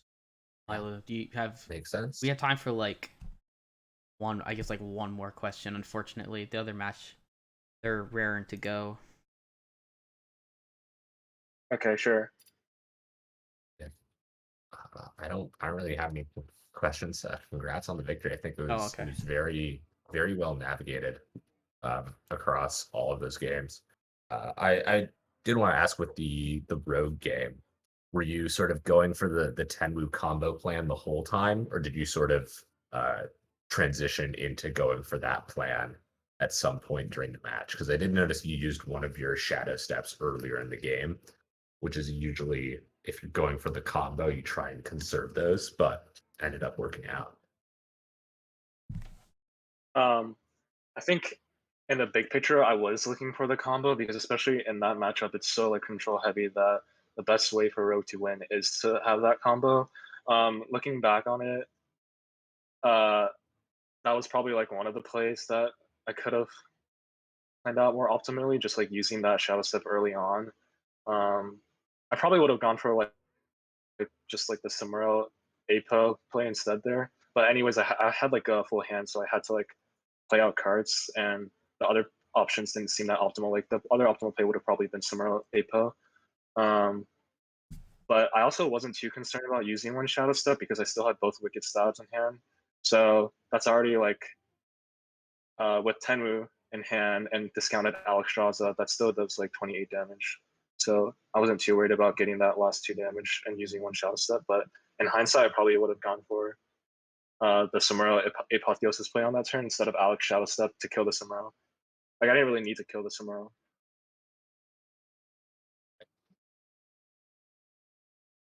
Yeah, I mean, that makes sense. That yeah, was sort of what I was considering at the time, but yeah, worked out. So super well played. There wasn't. Yeah, I did it. I picked that the Potion of Illusions from the One Thief Discovery play. That was like I didn't know like how much value I would get out of that, but it turns out I got like I mean I guess by the end it didn't really matter, but I got like the extra Kazakis off of that. And obviously I got like the insane 10 drop that buffed the yeah, Octobot to get like an additional discount. That was like pretty crazy. yeah. I was looking at with Kazakis going for a 1 mana golem because if you're able to hit spell power, then it would have let you do a full 30 from hand. But That's true. I think That's true yeah, too. going for the 10 with the first one definitely made sense and certainly paid off.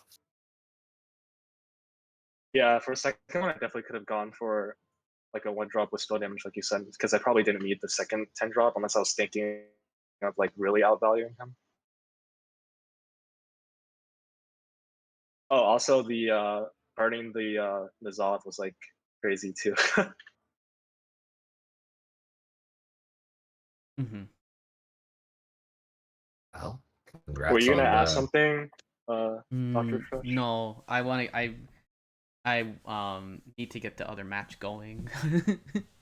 yeah, Yeah, but congrats obviously, I again mean, on the obviously, no we worries. really, I Yeah, obviously enjoyed this interview and hearing your thought process. It's so fascinating to see people yeah. give their thoughts on matches. But we do have to move on to Coles versus Agent. So this will be the second match in their this quarterfinals match. But thank you for playing on stream, both to Fly and to Eeks, and we wish the teams the best of luck going forward in the week. Definitely. Thanks for having me. Hey man. And GG's to 2Fly. Yeah, GG's.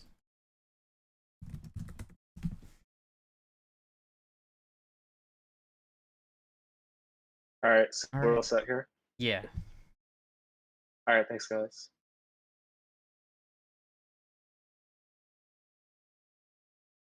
all right. So yeah, the next match we're going to be hopping into is Hot Zilfs versus Banky B Fan Club. We're going to be watching Coles versus Agent PWE. Yes. As far as classes, both of them have Druid, Priest, and Rogue. And Coles has opted for Shaman as the fourth, and Agent PWE has opted for Warrior. Yes. Kind of surprising. Coles is one of the few people in Legacy who is not bringing Warrior in their lineup. And I'm interested to see how that affects the lineup construction. PWE is bringing sort of almost the standard lineup at this point: Druid, Priest, Rogue, and Warrior. I'd expect to see the sort of the normal brings for each of those classes with Token Druid, Control Priest, Miracle Rogue, Rush Warrior, because it's going to line up well into Rogue, Shaman, and Druid. And I think wouldn't be surprised if both players ban Priest, although Yeah. Coles might opt for a Warrior ban. Yep. So I sent the players out off on their way. Agent doesn't have his spectate on just yet. But they are in their match. For those watching, Agent PWE will be on the bottom. Balls will be on the top. I'm gonna wait for an eyeball from Agent to start.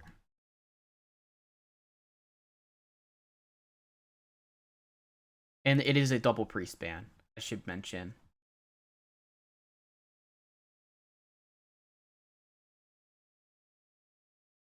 I'm just gonna spectate Coles first. Yeah. And we'll just swap over once I see something from Agent. Yeah, it's like Cole's has got Token Druid and Agent has got Rush Warrior. Right. Dang, perfect class lineups for me.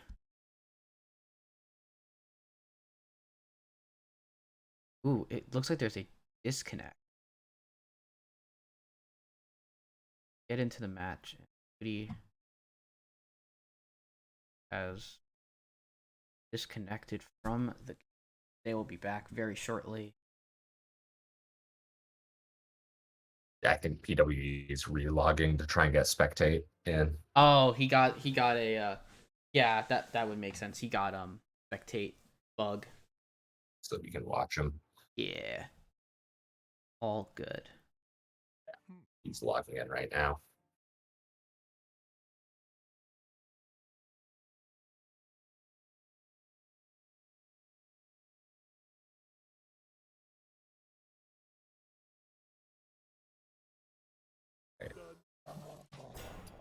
Now I can see PWE's hand. And wow, this is a good hand. Oh man. Yeah, we clean out Rokara this turn. We play our Warmaul Challenger next turn, and Druid kind of loses this game. Yeah. So for those watching, I will be swapping the sides around after this. We have Coles on the bottom currently on Druid, because Agent PW did not have his spectate on right away. But I'll remedy that after this match. You can definitely consider coining the Warmaul as opposed to coining Rokara if we're scared of a potential lunar eclipse, but the synergy between Rokara and Warmaul is pretty crazy. So yeah, opts to play that Rokara here. And Druid did not top deck lunar eclipse. Yeah, this matchup specifically is very good for the Rush Warrior, unless the Token Druid hits a scam. I mean, it's really because of situations like this, because the Warrior is able to snowball so easily off of a good start, and the Druid really has no way to recover. Interesting, we see Sunwell Initiate in Agent PWE's hand. Card that I've seen experimented with occasionally in Rush Warrior, and I think it lets you play a little more aggressively as just a good turn 3 tempo play. So interested to see that in action here.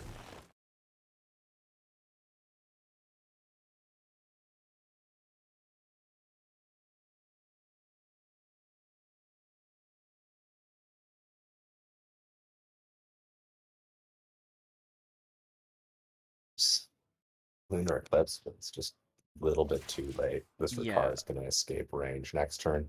Mm-hmm. Rough part is that Glowfly won't put enough Glowflies out next turn.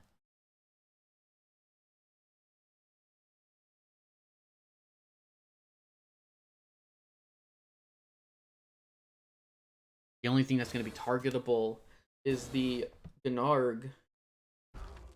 This is getting out of hand pretty fast. I don't think it matters how many Glowflies it's putting out, because the Warrior is The warrior is setting up 15 damage staring at you right now. Yes, and it will be. This Gnarg was played this turn, I assume. Yeah. So So, yeah, I mean, if yeah, the you have Gnarg to pops it, I mean, solar or if the Gnarg pops out something being cleared, it's just lethal. Solar Lunar. needing to take out the Adrakara dishes. There's not a great follow-up. Glowfly will only get us 4 Yeah. 2/2s, and Arbor Up also gets traded to 2 very efficient. Yep, yeah. That's just sometimes how it goes. The warrior gets a good start and the druid doesn't, and you just head out of the game turn 5. Yeah.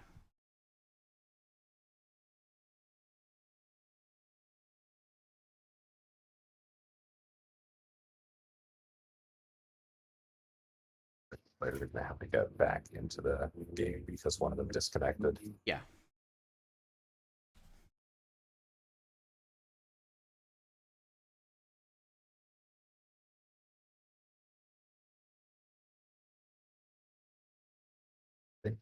Very often with this sort of lineup, the warrior and the priest are just going to bully the rest of the lineup, and it's going to really come down to those third and fourth decks Yeah. battling it out.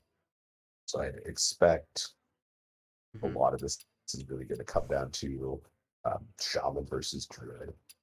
Mhm. I expect Agent will back in. All right, looks like we're going to see a rogue mirror, and it Okay. seems to be double miracle rogue.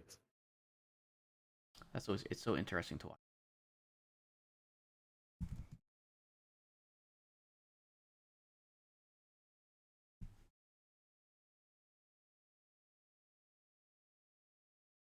Awesome.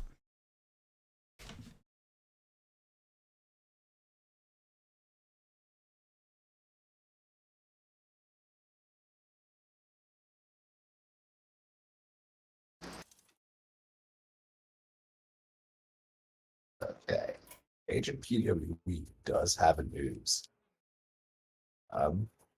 I mean, your opponent brought Shaman. Makes sense that you'd throw a news or 2 in your decks. Yeah, the question is, yeah, the tempo ooze. I'd love to see it. Love to see Tempo ooze. Man, there's a few options. We can play a Neophyte, and yeah, that's what he's going to opt for. Could also consider Foxy Fraud Vanessa just to get 5/5 worth of stats out on board. Imagine from PW, we'll probably see Og Merchant plus Hero Power. Mhm.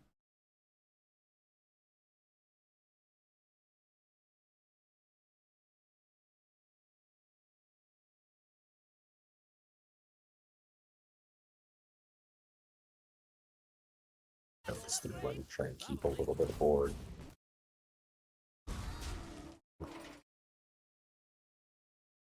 I was going to say this turn isn't great for Coles, but it got a whole lot better with that draw. Yeah. Throwing an Reducing this hand by Octobot is really 1 nice. was- Octobot with an Og Merchant is a huge play.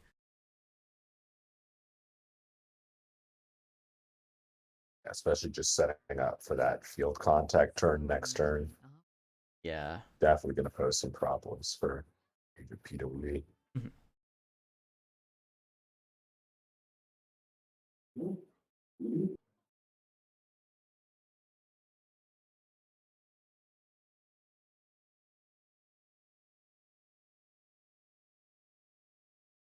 Like Cole's considering options.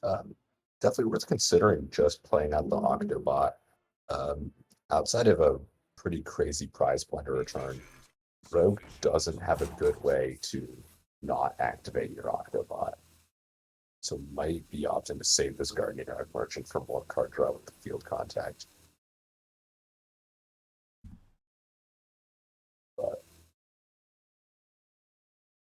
seems like it's decided to play out this Arc Merchant.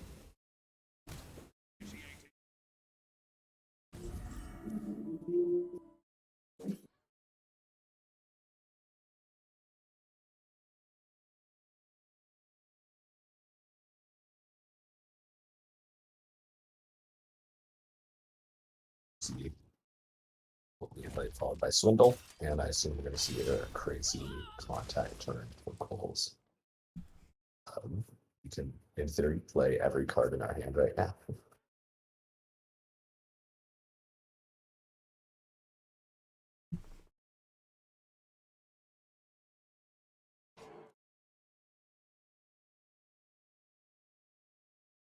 So if we go Field Contact, Vanessa, Foxy Fraud, we can then play the Swindle that we get from Vanessa to draw extra cards. I think that's what we'll go for. See if we consider playing the Foxy Fraud first.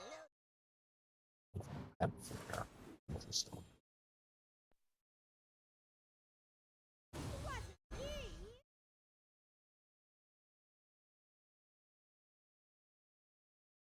Yeah, because of the Cult Neophyte, we couldn't actually play the Swindle from Vanessa this turn. So yeah, we have to do this. We can play either Vanessa or the Brain Freeze. Brain Freeze draws us a card and gets Flinger back, but Vanessa will get us an extra Swindle. Both are good, but odds for that Brain Freeze.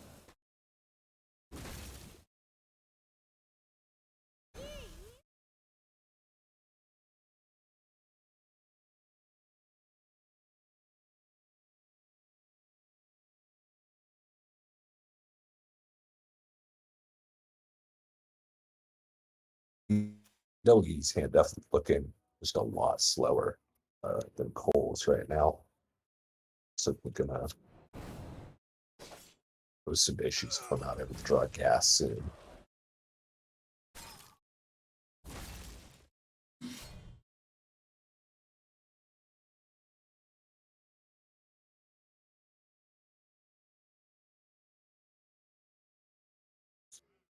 I'll also just keep on playing cards.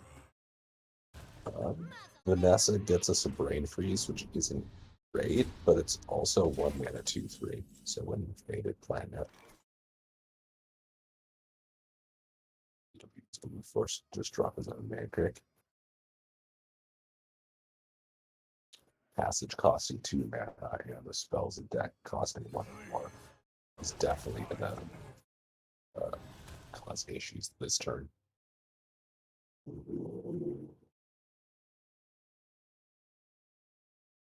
Under a big deal a lot, so we'd have to use weapon as well to clear.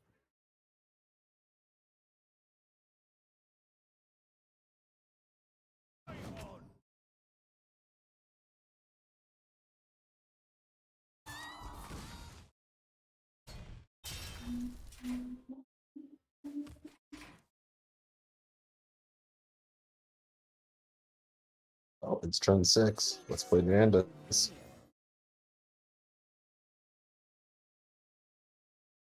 They're both pretty good hits. Optimistic Ogre, just a very, very large body for 5 mana.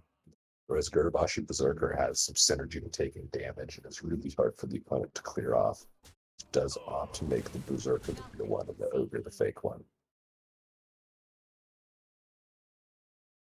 Yeah, messes up the trading a little bit and throws out a little oopsie note there.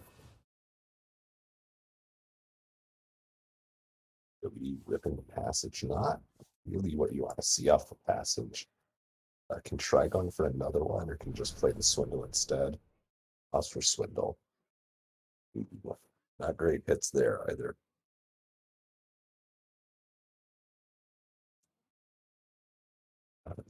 Play Olgra, but not the best option. Yeah, just Prize Wonders, guesses that the Ogre's the fake one and guesses correctly. Throws out that second passage and trying to hit a Shadow Step for this Prize Wanderer.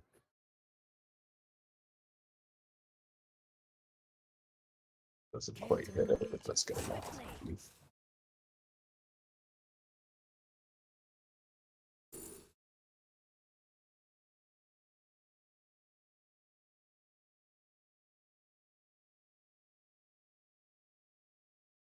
It's very deep freeze, I think.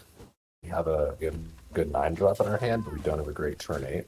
And deep freeze is a pretty decent turn 8.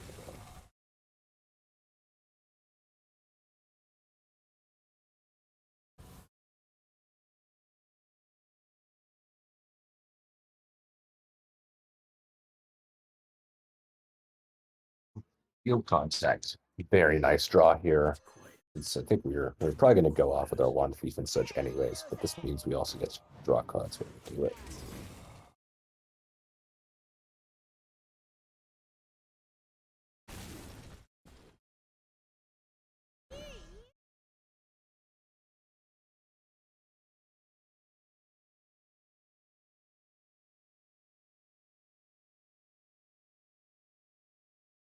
It's a fireball in hand. Pulls a broom.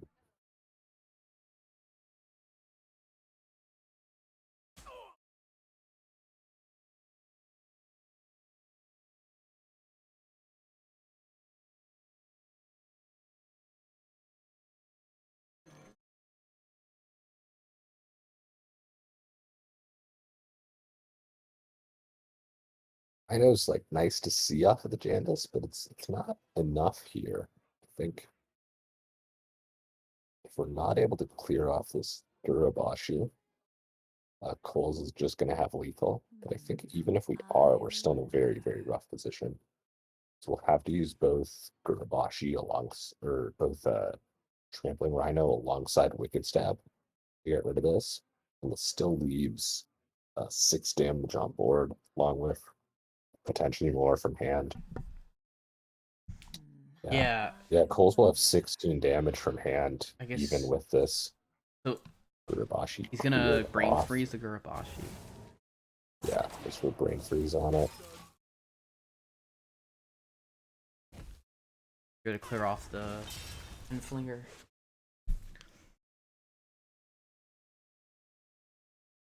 I imagine here we'll probably see one thief get played, just to search for more burn. Yeah, that would be my guess. Yeah, Coles is in a really nice spot. I'm looking at. Now that I'm actually back to looking at the screen.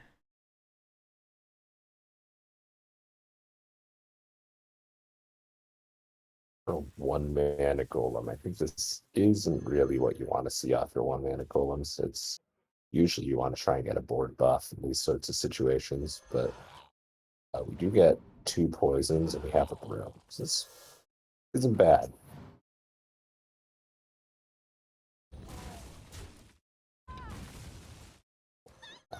Let's throw down this one thief. Wound Orb is burn. Yep.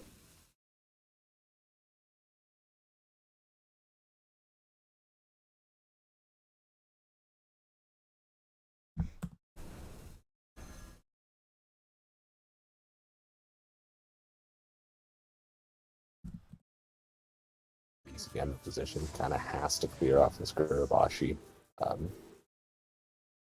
Guessing the best option is going to end up being this Wicked Stab, but that means we probably can't play our Golem this turn.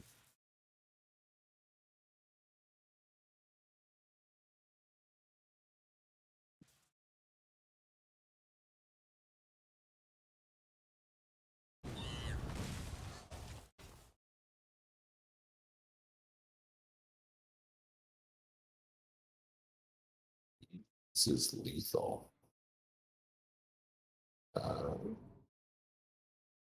Since we have 10 on board right now, we could Fireball Face and then Ruined Orb our own Gurabashi, along with Hero Power. That would have been 20 damage. Mm-hmm. So yeah, I think Cole's missed lethal here, but don't anticipate it's going to end up costing that much. I would agree. I don't think it's gonna cost him.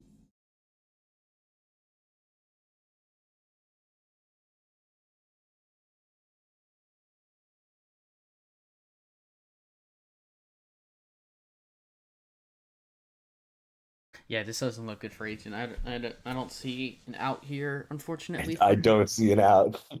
He's gonna play freeze our deep opponent's freeze. face.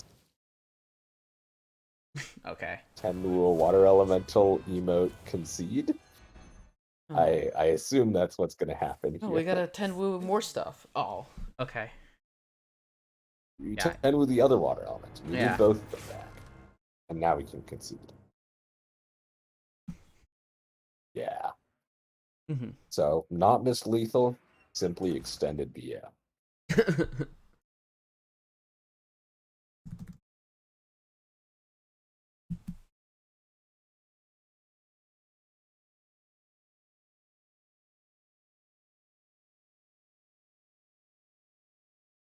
Yeah, This does bring it to 1-1.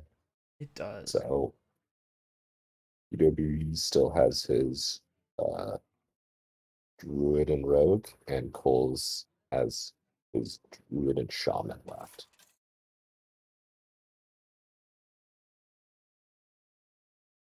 We see a Druid here.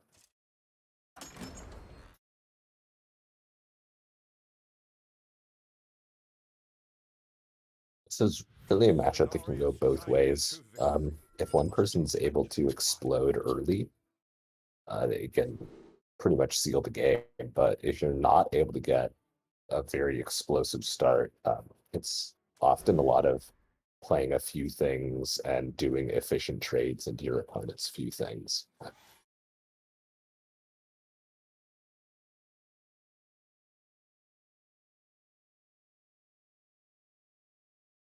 Thorn Growth Sentries is like surprisingly one of the strongest cards in this mirror. Agent PWE just has one naturally in hand. I wouldn't be surprised to see Cole's take one here, especially because he can play it alongside that adorable infestation next turn.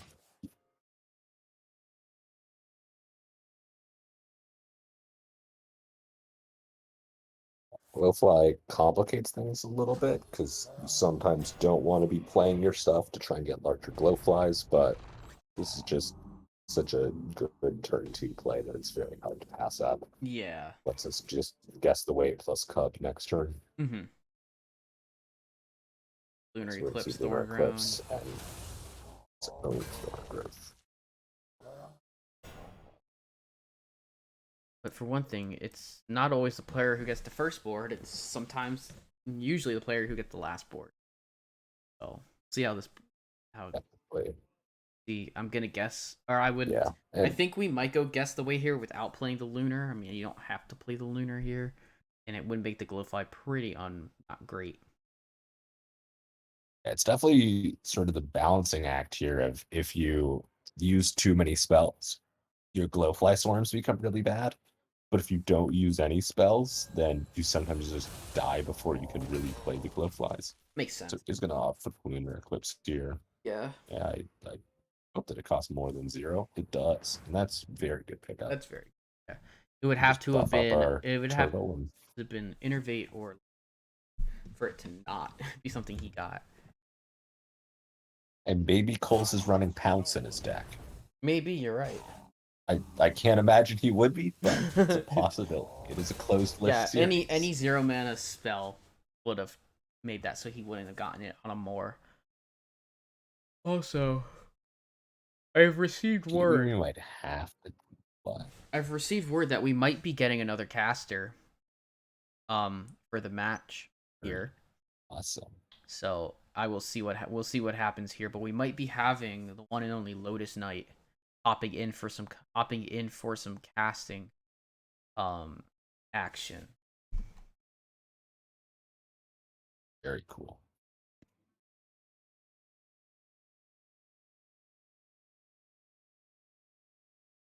Agent Peter, what are you thinking about this turn? You kind of. I don't mind ripping the glowfly, but it makes. It's not a huge board. It's only 4, and you can see that your opponent can trade into 2 of them on board. But I think if we're not doing this, we're just falling so far behind. Like the big punish to that would have been a Pride's Fury, but 2 of the cards in your opponent's hand are Cubs, and then one of them has to be a 0-cost card. So I think you can kind of get the read. They probably don't have it.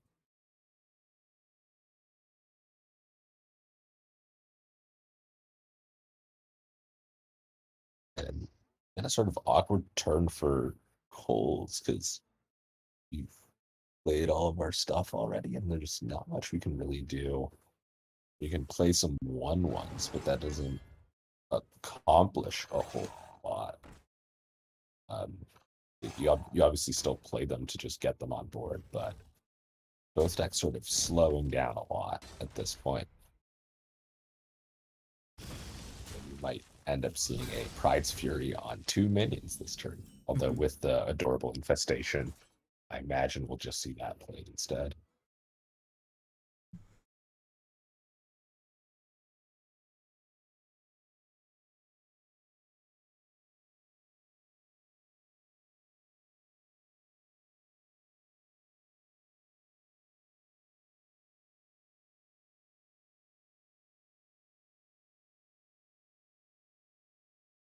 Do you consider not even playing this Adorable Infestation and just hero powering? Or like ops for the Thorn Growth? I think we still have to trade on board just because if our opponent has a buff, they can get some strong value trades. Okay, double innervate, hero power to just fully clear off this board.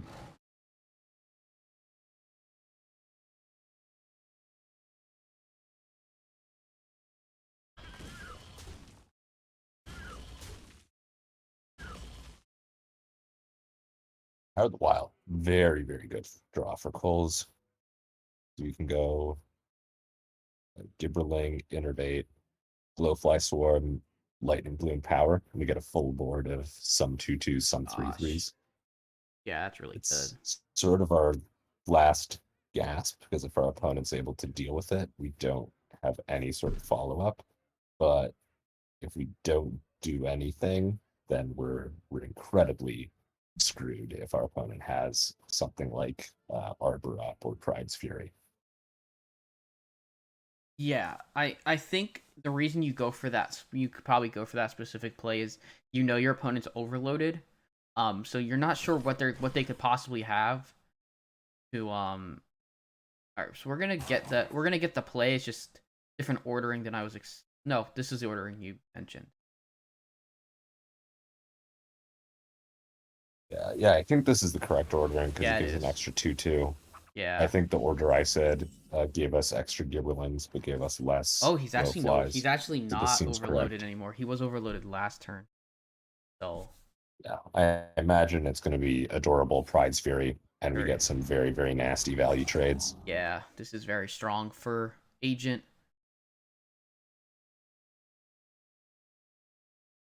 And Cole's pretty much needs to bank on drawing a forgetting the name of the card. Fungal Fortunes. That isn't That is Fungal not a fungal, Fortunes. but I think this is. can clear up the minions, but then the next Prize Fury comes out with the Marsul Cub very likely, and that's tough. That's tough to deal with.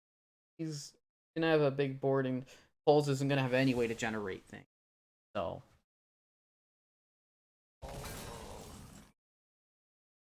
Gibberling Pride Sphere. This is very likely GG. It's going to take a few turns for the game to end, but Yeah, I don't see any way for the Druid to come back into this. I agree. I don't think Coles is gonna come back, unfortunately. But there's Fungal. See what he gets. Pride's Fury, Nature Studies, Soul of the Forest, another Soul. Yeah, there's 16 damage on board. We're not doing anything, so we're just dead next turn. Yeah, it's coming down to.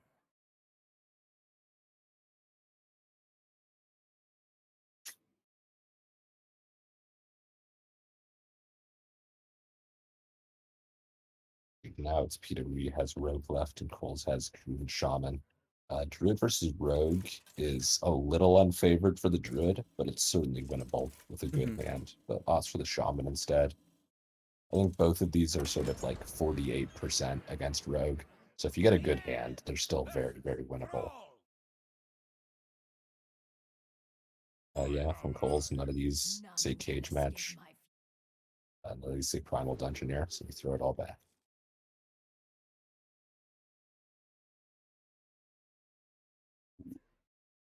Kindling on 1, Arid Stormer on 2. That seems decent.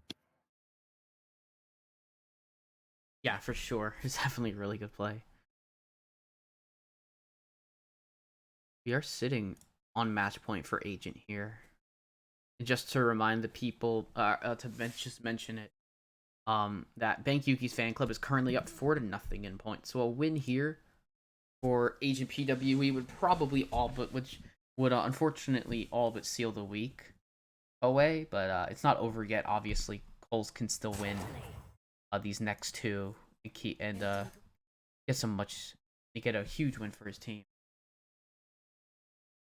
Points out the Foxy fraud. I think recognizing this is Elemental Shaman, you kind of have to play for board, although Arid Stormer is going to be pretty brutal. Yeah. Can clear it off with hero power, but when you're having slow turns against Elemental Shaman, they can start to steamroll you, and these Primal Dungeoneers are going to be great. Yeah.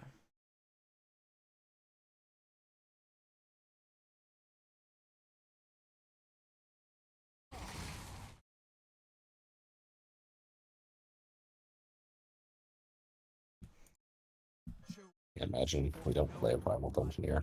Serpent Shrine is nice, and Cage Match is awesome. I'm guessing, even though we're running Elementals, the Storm Strikes make me think we still have Doom Hammers in here. Although, speaking of Doom Hammers, that is an Acidic Swamp Ooze in Agent PWE's hand. And if Coles is sinking 7 mana into a weapon, and PWE answers it while playing a 2-mana 3/2, that could just be GG on that turn. Mm-hmm. Guessing gonna opt for Thalnos here as additional card draw. Although could take the Geomancer's a better body. Yeah, Thalnos.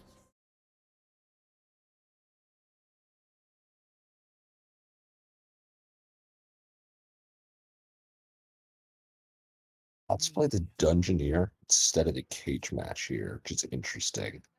Normally I would think you would want to play the Cage Match here just to set up for Doomhammer next turn, but maybe already knows that there is an Ooze in PWE's deck. There's at least one Ooze in PWE's deck, having seen it in previous game.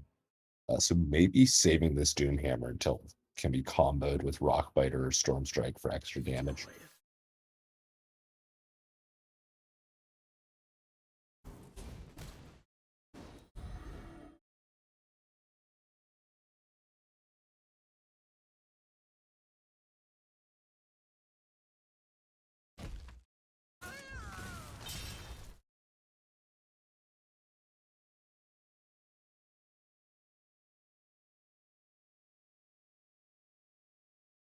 Played a Cage Match here, but also played Diligent Note Taker alongside our Serpent Shrine. I don't mind either of these options. Serpent Shrine, very, very strong card, and if you're able to keep this board, especially when your opponent has already played out their field contact, it seems like a very strong position for the Shaman to be in. Ooh. Frothing Berserker. Very, very good roll off of this portal. Yeah, that's quite a nutty roll. This. Yeah, Prize Plunder is going to be able to clear it. So you're going to Prize Plunder, Shadow Step, Prize Plunder. Yeah, that's a really nice turn for the rogue. It stops things from getting out of hand. However, we see double Storm Strikes. Unfortunately, there's a Doomhammer. So, but there won't be a Doomhammer for very long. No, there is an Ooze in Agent's hand, and it is something that Coles should remember is in the deck from the Rogue Mirror when he went Ooze on 2. So Ooze on 2 with emote.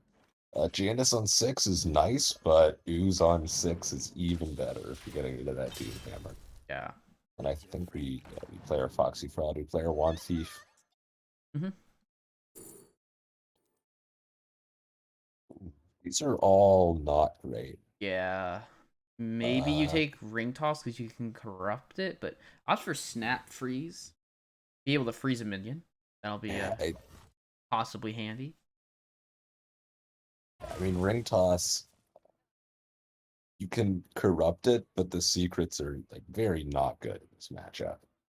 I suppose, yeah. You're right. Since it is rogue secrets and not mage secrets. Yeah, So they're not mage secrets. they're They not- are indeed just rogue Yeah. secrets. They're not really happy about getting your bamboozles and dirty tricks here. Yeah. I don't think Agent's probably very happy with the current situation in general, that the way this game's looking, but Well, Scrap Golem makes me a lot happier. yeah, I mean Mozaki's pretty interesting. Considering that if it stays alive, it's really kind of good. Scrap Golem's just nice because you know that the second Doomhammer's been drawn now. So you're looking at potentially just making Scrap Golem get killed off here for the extra armor. But I think having a 5-mana 4/5 that will force tanking potentially good. Taking his time deciding what to make the illusion. I'm interested to see if we decide to Shadow Step this Jandis. Looks like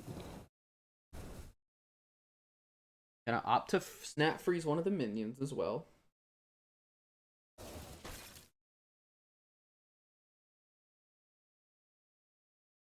second Doomhammer looks quite good here. We can Doomhammer along with Storm Strike.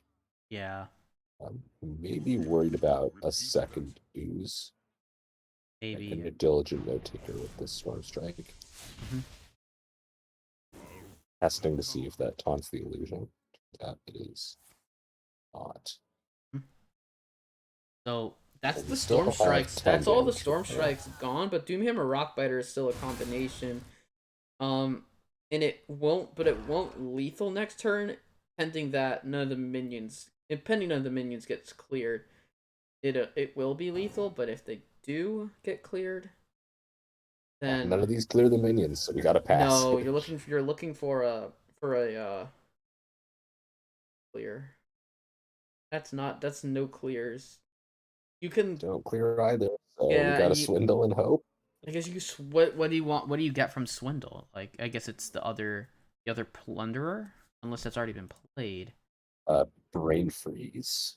Yeah, Brain Freeze works. Second Plunderer works. I can't remember if PWE had Broom or not in its deck. Oh, I didn't see Broom. I don't remember. Broom would be massive.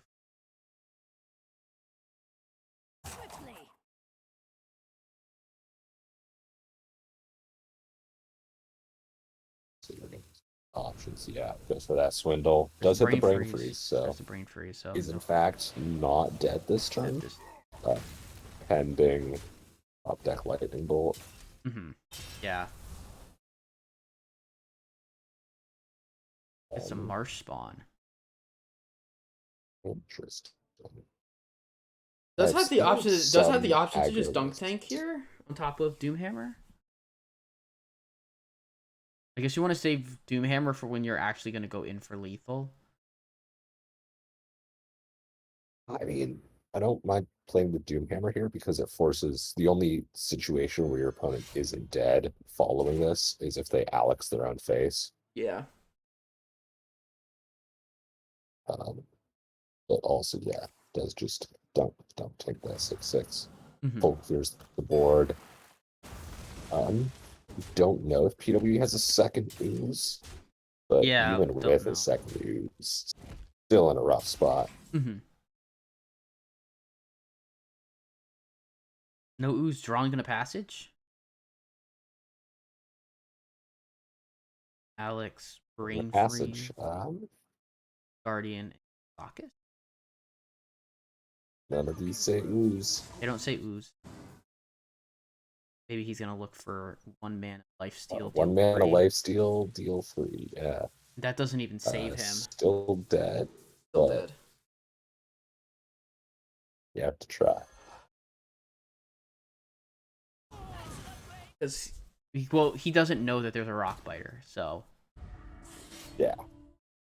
but we know there's That a rock biter. So we know that this is lethal loses for out Coles. this game.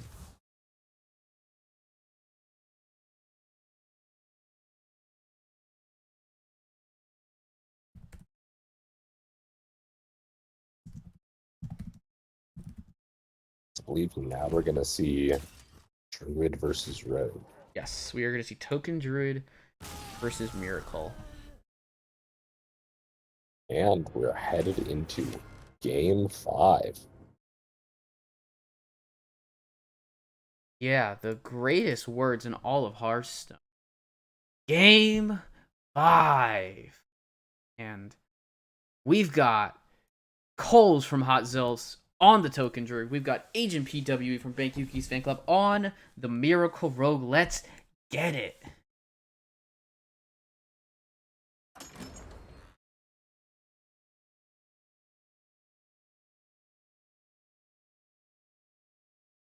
This is the best Token Druid hand we've seen this whole series by a good margin. I imagine we're going to keep this Glowfly and this Fungal Fortunes for sure. The question is just, do we keep this Lightning Bloom to get it out faster? Mm-hmm.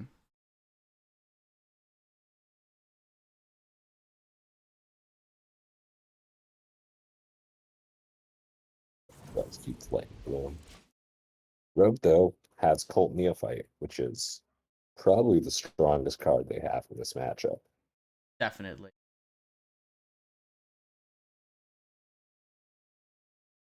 And just slamming out this 2/1 turn 1, just slowing the opponent down a little bit.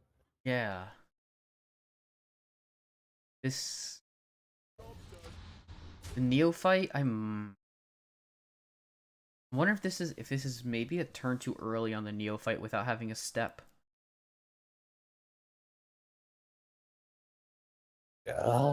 Outside of this lunar eclipse, though, there really isn't a good way for the Druid to deal with this Cult Neophyte. True. And of course, we drew You're an right. next one, so You're right. I mean, it'll probably just be lunar eclipse plus Fungal Fortunes this turn. yeah, that's what I'd expect. We're gonna see Innervate Glowfly next turn. Yeah, I would see that. Yeah. Coles is looking in a real nice spot, but the second Neophyte being drawn is huge, and especially if it's swindle, especially if it swindles into a shadow step. Doesn't swindle into a shadow step, but now there's no Glowfly this turn, so this is exactly what you want to see from the Rogue to be able to win this matchup. Yeah, the Druid sort of being forced to hero power pass on the turn they want to be making a huge board. Yeah, what a great draw for Agent as well. Swindle. That's so huge. It's 3 cards here.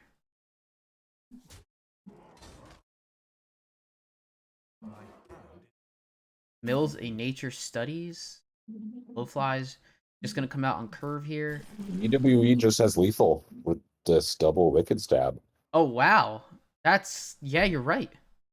That's 8. Yeah, I mean that's really what the Rogue does in this matchup. You slow your opponent down a little bit, and you close out the game. Even with everything that Coles is about to throw out here, it's just lethal because there was no way to kill the board and double Wicked Stabs. Like the Neophytes just made this matchup. Spot it. Yep. He spots it right away. Yeah, because the Neophytes aren't just stopping your opponent from playing spells. It's also just a 3/2, and when that sticks around for 2 or 3 turns, that's a lot of damage. 6 or 9 damage. Yeah, Agent just, and I have such a hard time in that matchup. But watching people play it, I see why Token Druid tends to do why Rogue has can have a pretty good time against the deck. It definitely it walks a fine line because, like, as we saw there, if PWE was a turn slower, Druid was gonna roll him over completely. There was no coming back from that. Yeah, but he was able to get those Cult Neophytes and able to get those Wicked Stabs and close out the game right when he needed to. Yeah, so let's see if we can get Agent in here for an interview. All right.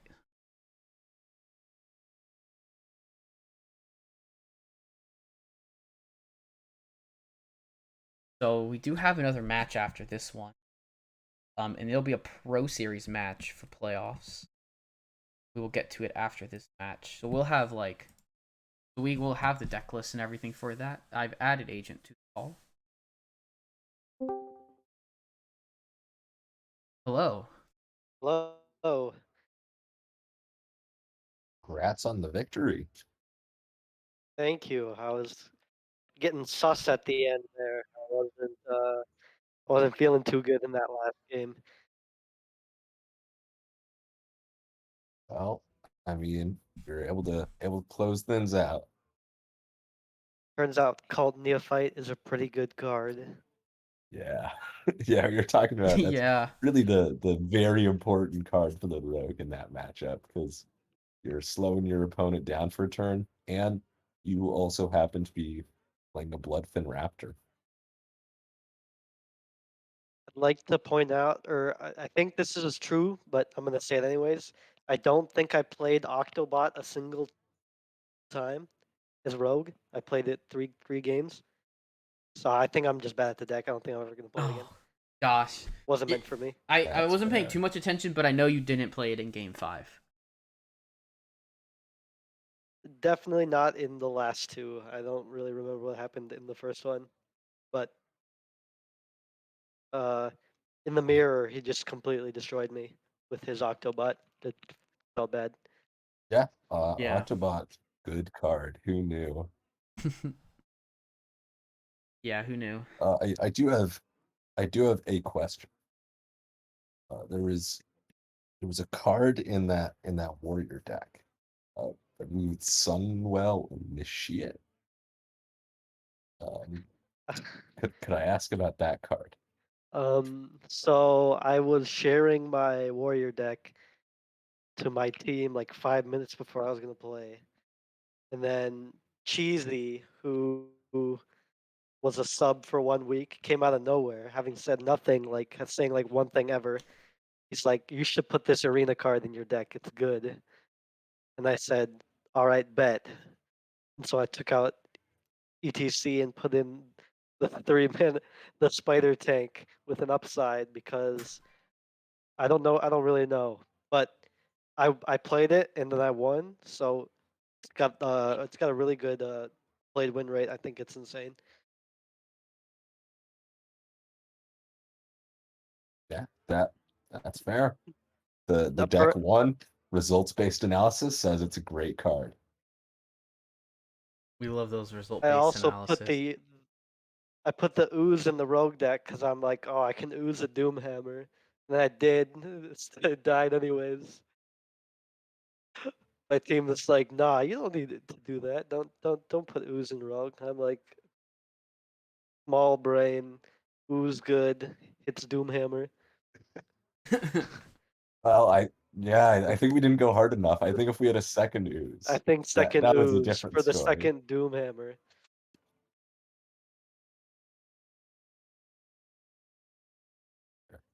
But yeah, I mean, congrats again on the victory. This puts your team. Um, Eight I eight was to gonna say three. it puts Eight to you up three. 8-2. No, 8-2. Yeah. Although it looks like we have another result in for Anfall versus Snake Fox, with Anfall taking the victory there. So now it's going to be 9-6 for Bank Yugi's fan club. All right. We never lose those. Of course, Never. Red Conference is just better. Uh, I have a question for you. In the team, when you guys are referring to yourselves as a team, do you just say Bank Yugi's fan club, or do you use the Thai characters? Only Pasca uses the Thai characters. Yeah. True to form. Yeah. All normal people refer to it as Bankyugi. But or if you're Justin, who's not actually on the team, you'll also refer to it as the Thai characters. I would like to give a shout out to you, Owl, for picking against me. It gave me what I needed to get through this one. Yes. No problem. Happy to help. Last time you Well, came on here, the week isn't over I here. picked. Last time I went. Last time Agent was on was when I picked against him and he won. And then this time it was you who picked against him and he won again. No more. I didn't doubt at all. Well, all I'm saying, after I steamrolled you last weekend, I Oh, couldn't pick you. I cried. That made me cry. Real tears. Oh no. I can't imagine I- what it's like. Just If I saw my opponent this week had Warlock, I would have just left. It Oh would not no. have been. I would have been too triggered. Oh, Luckily, Coles is not such a silly individual. well, when your opponent for next week hears this stream, I don't know. Might have to watch out. I hope they listen to the stream so then I can bring Warlock myself. Have a Nas mirror. Jeez. Yeah. Oh man. What a great couple of matches we've had so far tonight. Thank you for coming on stream, Agent. You and Cole's Yes. both coming on and playing your playoff match. Anytime well, okay, I guess I can't speak for Coles. Maybe he doesn't enjoy it, but I do. So I will get going and I'll catch you guys around again, right. I'm sure. Sounds good. All right, good Have a night. good one. Good night, man. All right, y'all. We've got one more match. I'm just gonna briefly flash it on the screen. These players are actually waiting to go, essentially. We have Fogey 8 versus MMW in Pro Series action. So those are the classes. The bands are Hunter is banned and Priest is banned. So I'm gonna pull the deck lists on screen. I assume that you have them from the Discord. I mean, Fogey's got a pretty standard lineup. We've got Rush Warrior, normal Nazoth Control Priest, Token Druid, and Face Hunter, which has been banned. MMW certainly got a little spicier, showing off that Washu style with the target priest lineup. Going for Clown Druid, his own Nazoth Priest, Aggro Shaman with Brucon, and a Control Warlock. I think, Yeah, this is MOW's Washu lineup style. pretty Yeah. clearly, pretty clearly built to sort of target this priest. Although I think the inclusion of that ooze is going to mean this shaman might struggle a little bit, and if priest is able to sneak through there, it could be hard for MMW to get a win in this match. Yeah, I can agree with that. Just in the interest of the players' times, I have sent them off. Play. But we can obviously keep talking about the decks. So I think I was thinking maybe Fogey 8 would have gone with a Warlock ban to remove the terrible that the like 80-20. But he opts to remove the Priest. Not a bad ban at all.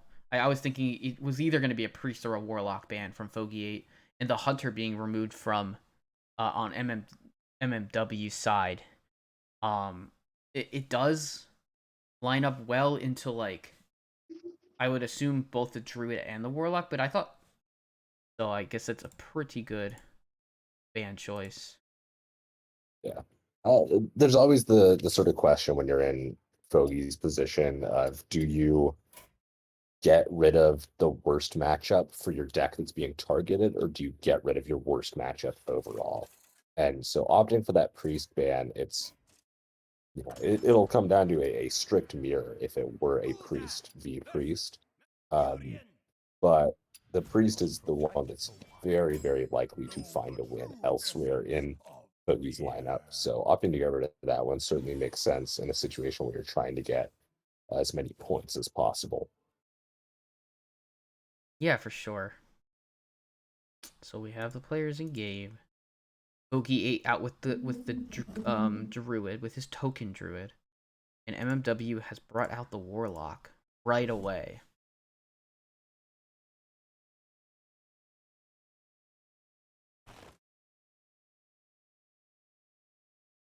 Yeah. I know this Warlock is very much built to beat Priest, but it certainly Token Druid is a deck that it can beat if you're able to draw the clears, and there is a School Spirits in hand.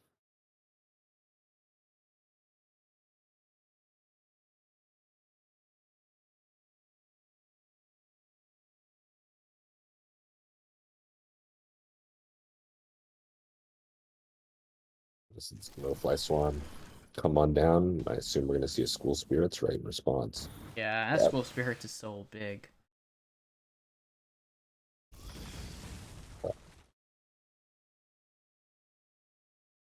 There's certainly potential for just another board to come right off this Geberling right on the heels. Yeah. I was going to say it's not going to be as scary, but with that Arbor up, this is going to be another scary board.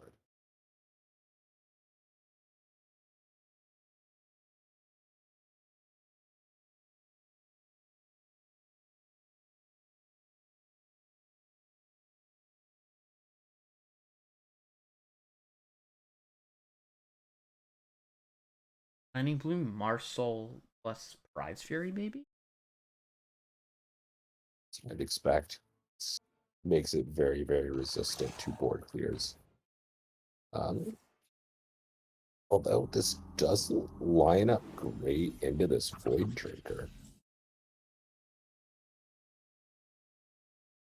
I think MMW likely just has to slam one of these Void Drinkers, but with the overload for 2, Fogey's gonna have to sink a lot of guys into the drinker to get rid of it. Yeah, we do see the Power of the Wild though, so he would be able to go power. He would be able to play Power of the Wild to make the trades a little bit easier. But yeah, I see what you're saying. It might be a bit difficult. Actually, yeah, with Eclipse plus Power of the Wild, you can get through it only trading 2 guys in. Oh, true. Yeah, Eclipse Power of the Wild is really.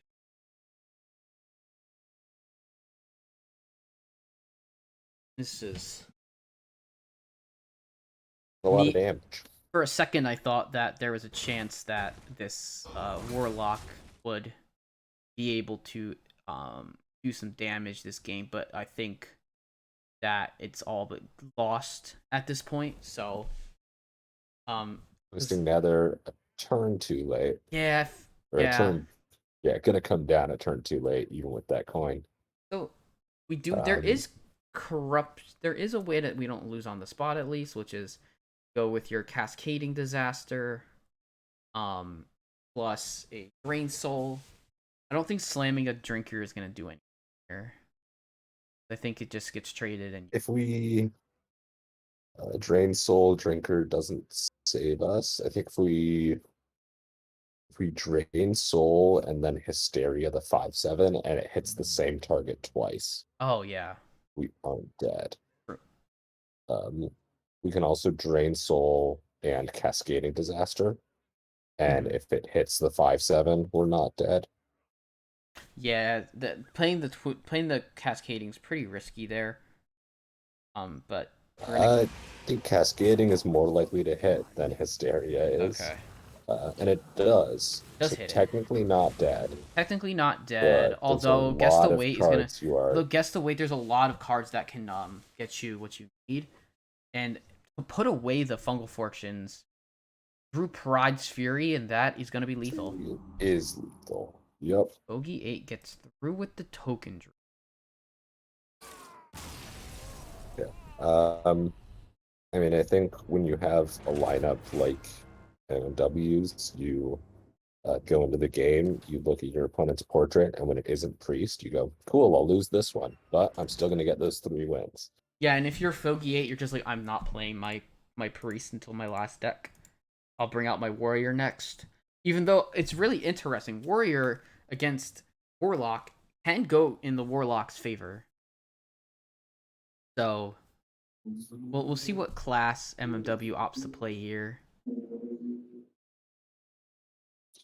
Yeah, I imagine knowing that warrior and priest are up next. I think you cue the clown druid here because it's pretty favored into both. I agree. I think you go with the clown druid here.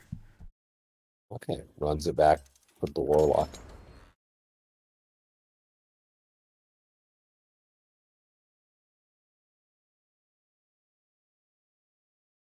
Wrong match. There we go.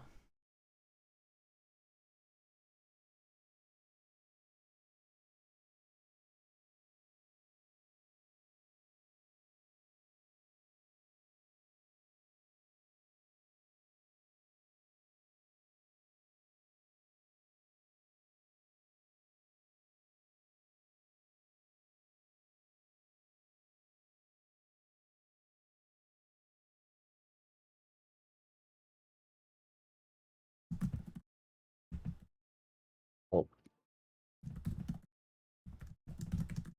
Warlock, we have armor vendor for turn 1, but not super important to be getting on board turn 1. More important to draw our answers. In that drain soul, though.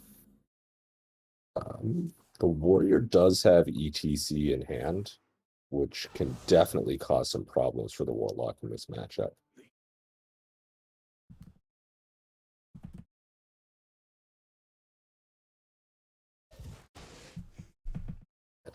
Easy soul shear, can't let that parade leader stick around.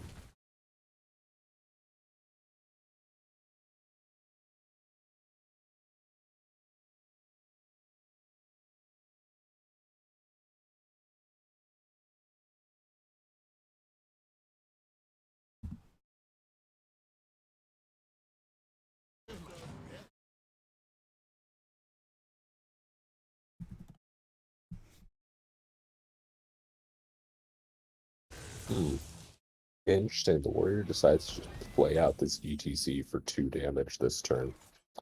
I'm not sure if I necessarily agree with this. I do think against warlock, you often need that ETC for that like extra 10 or 12 damage at the end of the game there to close things out. Maybe hoping that there isn't a good answer and it's able to push more damage over the next couple turns, but there is just a drain soul in hand that'll pretty cleanly answer this and heal MMW up a bit. Yeah, definitely. And I've been given word that Lotus should be here pretty soon. We do have a disconnect currently, so we'll wait for the disconnecting party to reconnect, and then we'll be able to get going from here. And they're back. All right. Yeah, I imagine just going to see trade drain soul. Can't let ETC stick around. He's a little too spooky. Yeah, agree. Or you're just trying to curve out, play that sword eater, throw some damage face. Got a nice curve with the Swabby coming in next turn. Mm-hmm.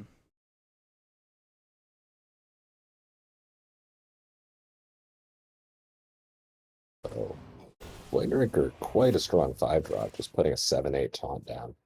Yeah. That's honestly that's actually a really nice pickup for Foggy, because he can just go conditioning with the Tent Trasher here, or just play the Tent Trasher out. And I guess he would face tank, but I kind of like the conditioning play here. There is an like, I don't really think that Watley is an option right now. I guess the concern is you kind of want to play this Watley before you conditioning, so you're getting more buffs. But Yeah. just playing out the Watley here and leaving at the 7/8 seems non-ideal. Like, he's gonna just go for it. Sure.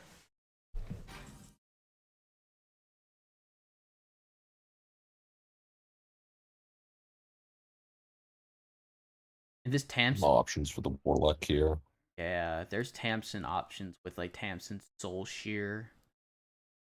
There's option to tap as well. Got Hysteria.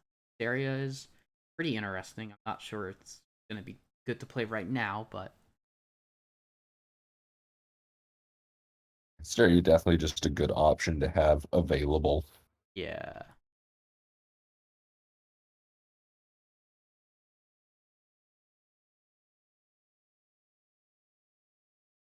If you get really, really lucky with it, you can clear your opponent's board, but I would probably not go for it in this situation. Mm-hmm.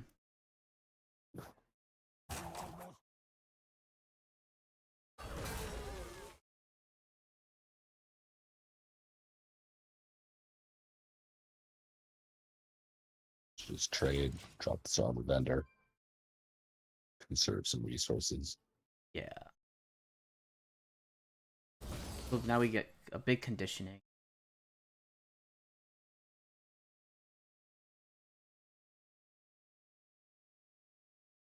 Right. Ah, you're now being joined by the wonderful Lotus Knight. Hey,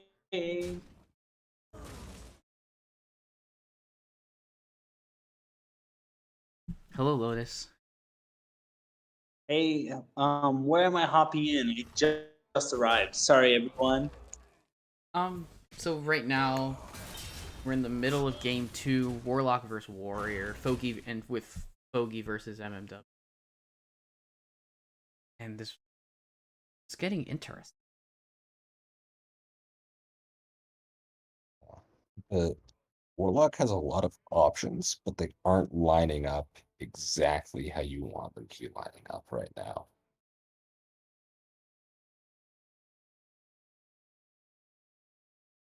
We can Hysteria and Soul Shear.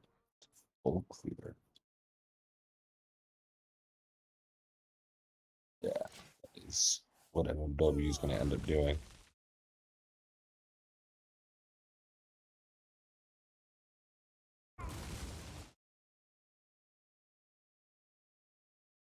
I think Rush Warrior. This is fairly late game. You really need Troublemaker. You really need to be making your play to win soon, or it's going to be over. We can see the Warlock is probably going to Alex its own face Strongman next turn.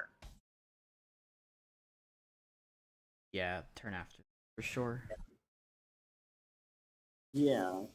Like, you can Thames and Siphon Soul. That seems so good here.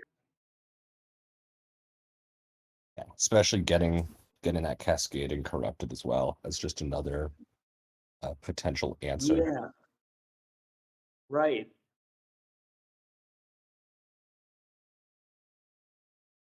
The only argument not to do it would be the Troublemaker, but if he Troublemakers, you can just Alex the Troublemaker. Fine with that.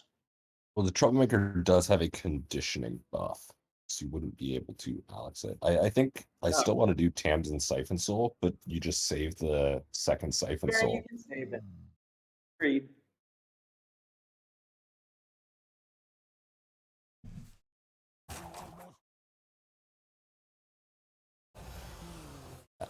That is going to be what we end up going for.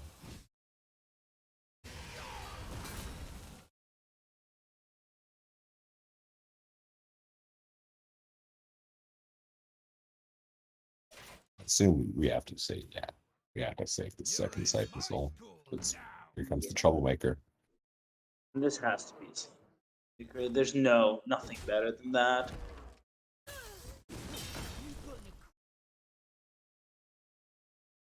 Now,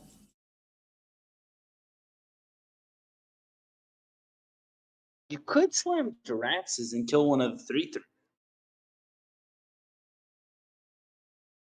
Or you could just Alex your own face.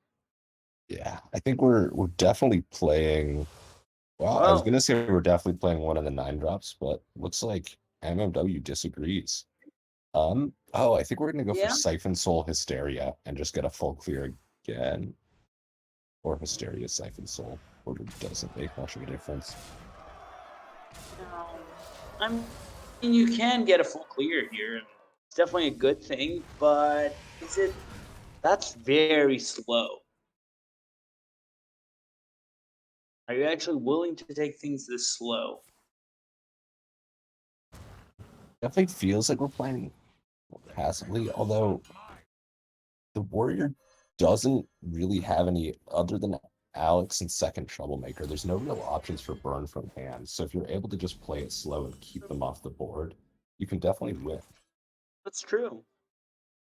This Nether is actually pretty major because the Nether means if they ever flood the board again and you're desperate, you don't need to worry about it.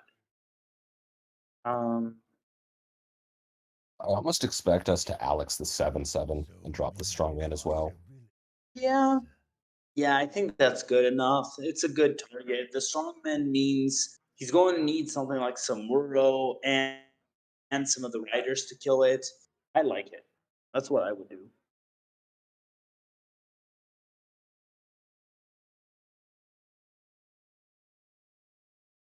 Now, I have not seen the exact list, but I assume Foggy is playing Nazoth.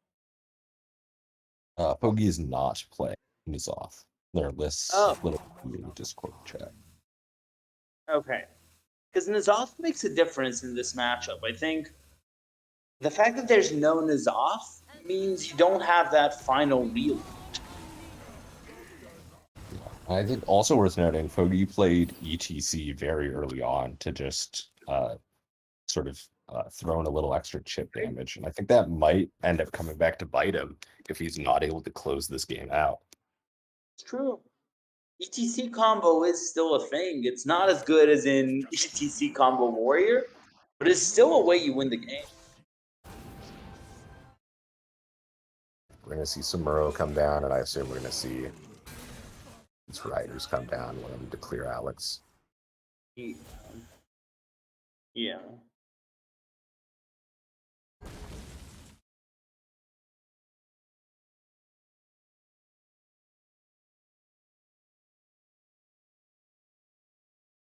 This is like somewhat awkward for the Warlock, just because you don't really want to be using things like cascadings or your premium clears on these boards, but it's not necessarily a better option than just dropping either cascading or nether. Don't mind cascading with the thought that I can cascading next turn. Like cascading again with this charge is pretty good because you also get at the very least one strongman. Jiraxis is playing. Yeah, I guess the concern with Jiraxis, of course, is it turns off this hero power, or not necessarily turns off, but prevents us from drawing cards. So if the answers we have in hand aren't enough, it's a lot harder to get more. Yeah. Now, that card could actually have a lot of impact as well, just Narrowlex. I expect us to see it here just to start to get some of the dreams out.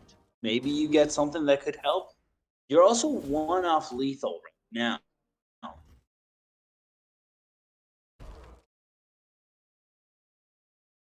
Well, I assume if we're gonna cascading, it's gonna be this turn. Yeah. Probably drop the Void Drinker as well, so that we're not getting hit in the face by this weapon. Sure. I like it. We do see an option of just playing 10 Trasher from the other side, but this looks like a really clean Cascade and Disaster Void Drinker. Also consider just hero powering instead of Void Drinker for card efficiency, but I think getting the taunt down seems nice. Honestly, the other reason why I do like not playing the Void Drinker is because of the Soul Fragment. You want to draw Soul Fragments right now. So the reason why many people, or not many, but some players are playing, what's the name? Mali in this deck. Just because it gets a lot of Soul Fragments. It's a way you can draw your out. Mm-hmm. Yeah, definitely. I think especially in sort of matchups like this where that healing would prove to be very important. That's a really good draw here. That's a perfect draw. Now, a Sarah Awakens doesn't go face anymore. I do want to remind everyone that it did before. And if that was the case, this would have been lethal. But we don't have that effect happening in current Sarah.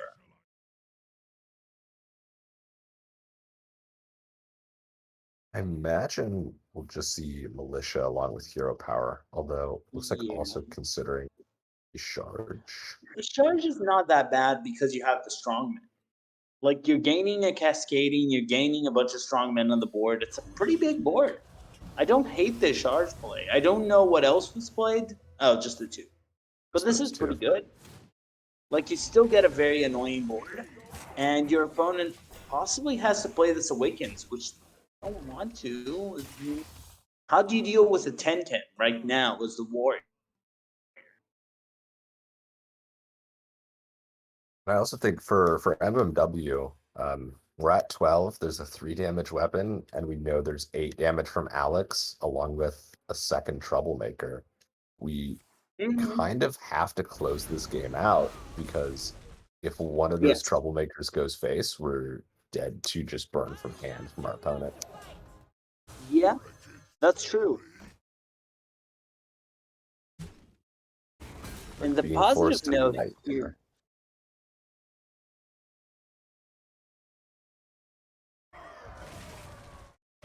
I think the positive note is just getting a few soul fragments can be enough to push you out of range.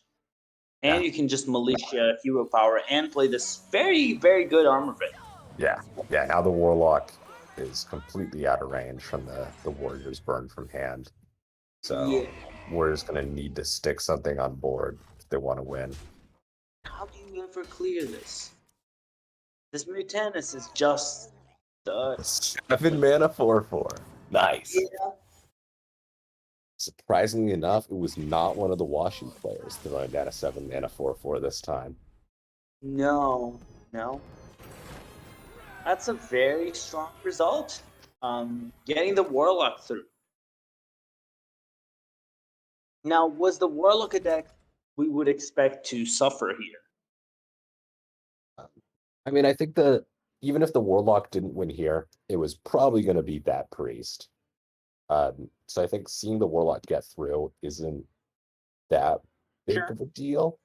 Although the decks left for MMW are Aggro Shaman and Clown Druid.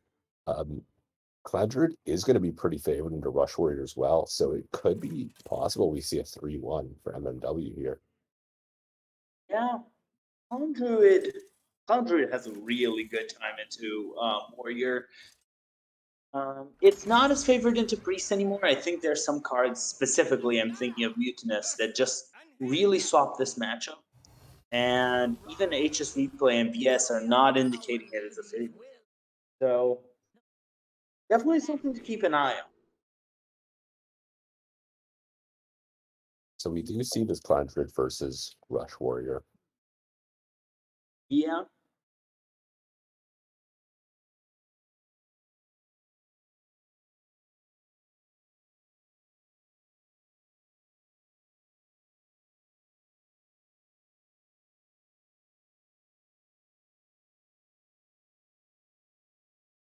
I think it just studies for RAM. Always what you're looking for, really. Well, Or draw. not ramp, but card draws. Next best thing. Yeah. I don't think you ever take Celestial Alignment if you're not into OTKDH. Yeah, I would agree. I mean, especially against Rush Warrior. Like, you play alignment and they go, okay, cool, I'm going to slam a Troublemaker. That Yeah. not great for you. No. But that's a card you want to see. Definitely These are looking for that both one. cards you really like.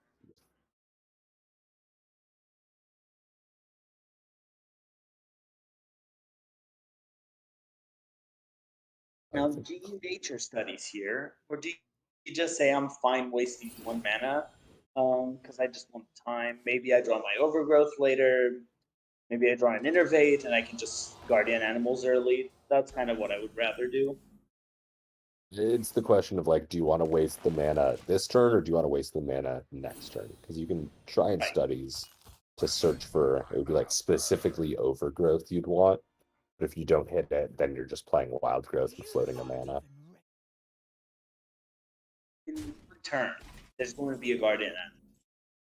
And that's going to do a lot. You could just slam Moonfang, so your opponent has to waste some resources wanting to clear it. I don't really see a better option than slamming the Moonfang. You can try and studies, but the options off of that aren't great. I think we're slamming the Moonfang into Guardian. You need a ramp.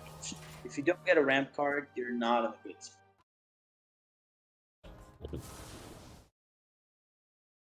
This double Rokara is gonna be pretty rough though for the Druid if you're not able to Yes. Yeah. deal with This it. matchup usually doesn't go this hard, but turns out the Warrior had a really good start, and the Druid played a little bit too passive. And you have not Guardian Animals yet. Yeah. Although if this Guardian Animals hits double Lake Thresher, the Druid's still in a pretty decent spot. Yes.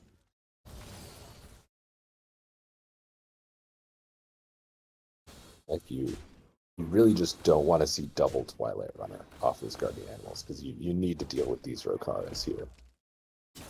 Yeah. Going for the Guardian Animals. Let's see what comes out.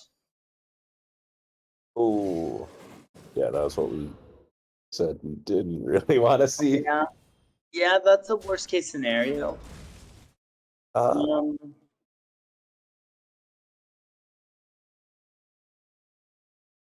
It's that if we're able to draw a Lake Thresher next turn, we can still do that. I mean, next turn you can play the Primordial as well. Just Primordial protect your Strongman might actually be enough to give you. Explain to me why he didn't just intervene out the broom to remove the Rokara. Or is it because the broom's too important later? Then you have to play next turn. If you get the Trasher, you have a good chance. Well, Or in now you can actually play Guardian. Yeah, let's Guardian again. Yeah. And this time we're guaranteed to get double Lake Thresher. Yeah, but we clear everything except for a 1/1. I don't want that studies, because if you studies, you're not going to get your Strongman. That's true. I mean, I should know why we decided to studies there.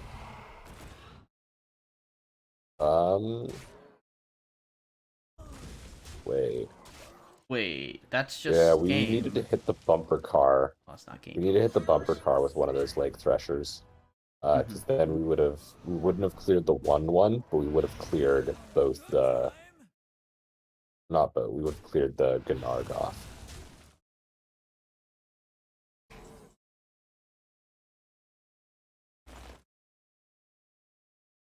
Yeah, this is just game for the Warrior. Yeah, I think not getting that Strongman down really cost the Druid. I think, yeah, if we'd played a full cost Guardian and taken out that Gnarg and dropped a Strongman, I think this could have gone very differently. I don't know if that was enough to still win the game, or if the game was already lost at that point, because they had double Playmaker and Rokara. And kind of they need that exact hand to win. Anything else is not a game.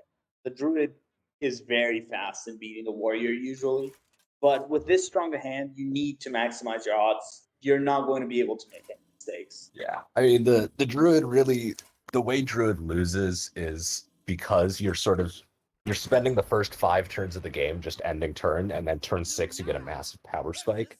And if your opponent's able to set up to beat you in those first 5 turns, you're really going to struggle. And Rokara is a card that really lets you do that. That is a Mutinous in hand for the Priest. That's a card we were talking about being very important in this matchup. So, I think 2 cards that are really important for the Priest that can help a lot and that can snowball this match out of range is actually Setback and Mutants. Especially can do stuff. Having this Oppo to follow up the Sethek, very problematic. I imagine we're going to see Coin Nature Studies.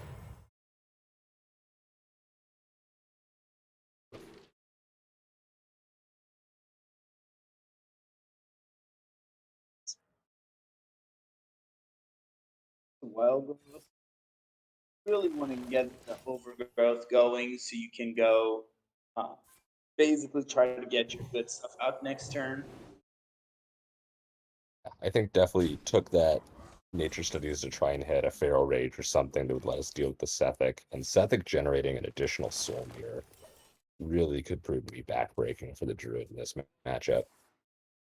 Yeah, I'm not liking this odds, especially now with this ruin. Like, Priest has everything it wants to have. That's not good. Priest should never have the things they want to have. Very true. I mean, yeah, the Druid is going to be able to make 4 boards of clowns usually, and I see an answer for all 4 boards of clowns in the Priest's hand already. I kind of like just dumping this lake tree. We do know the Priest cannot deal with it, and I think in general, there's a pretty good chance they can. So, getting rid of it early, I kind of like it, but Arbor Up is very tempting.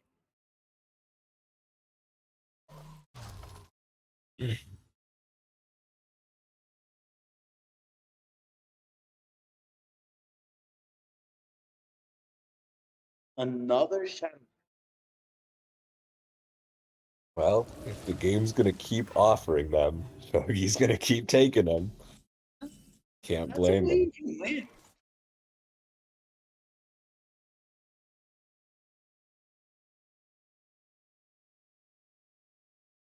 Now, MMW's best play is actually Lake Trash or Broom. So you can kill this fourth. And you can start setting up. I'm interested to see if we innervate Broom alongside the Strongman, or if we're just gonna either leave the Sethic or the Scorpion. Okay, we're gonna play that Broom out. Makes sense to me. Makes sense, but your opponent's certainly going to clear. They're a priest. That's what they do. I don't actually like that raise dead because you're not using the opportunity to play raise dead in a mute. But Also, with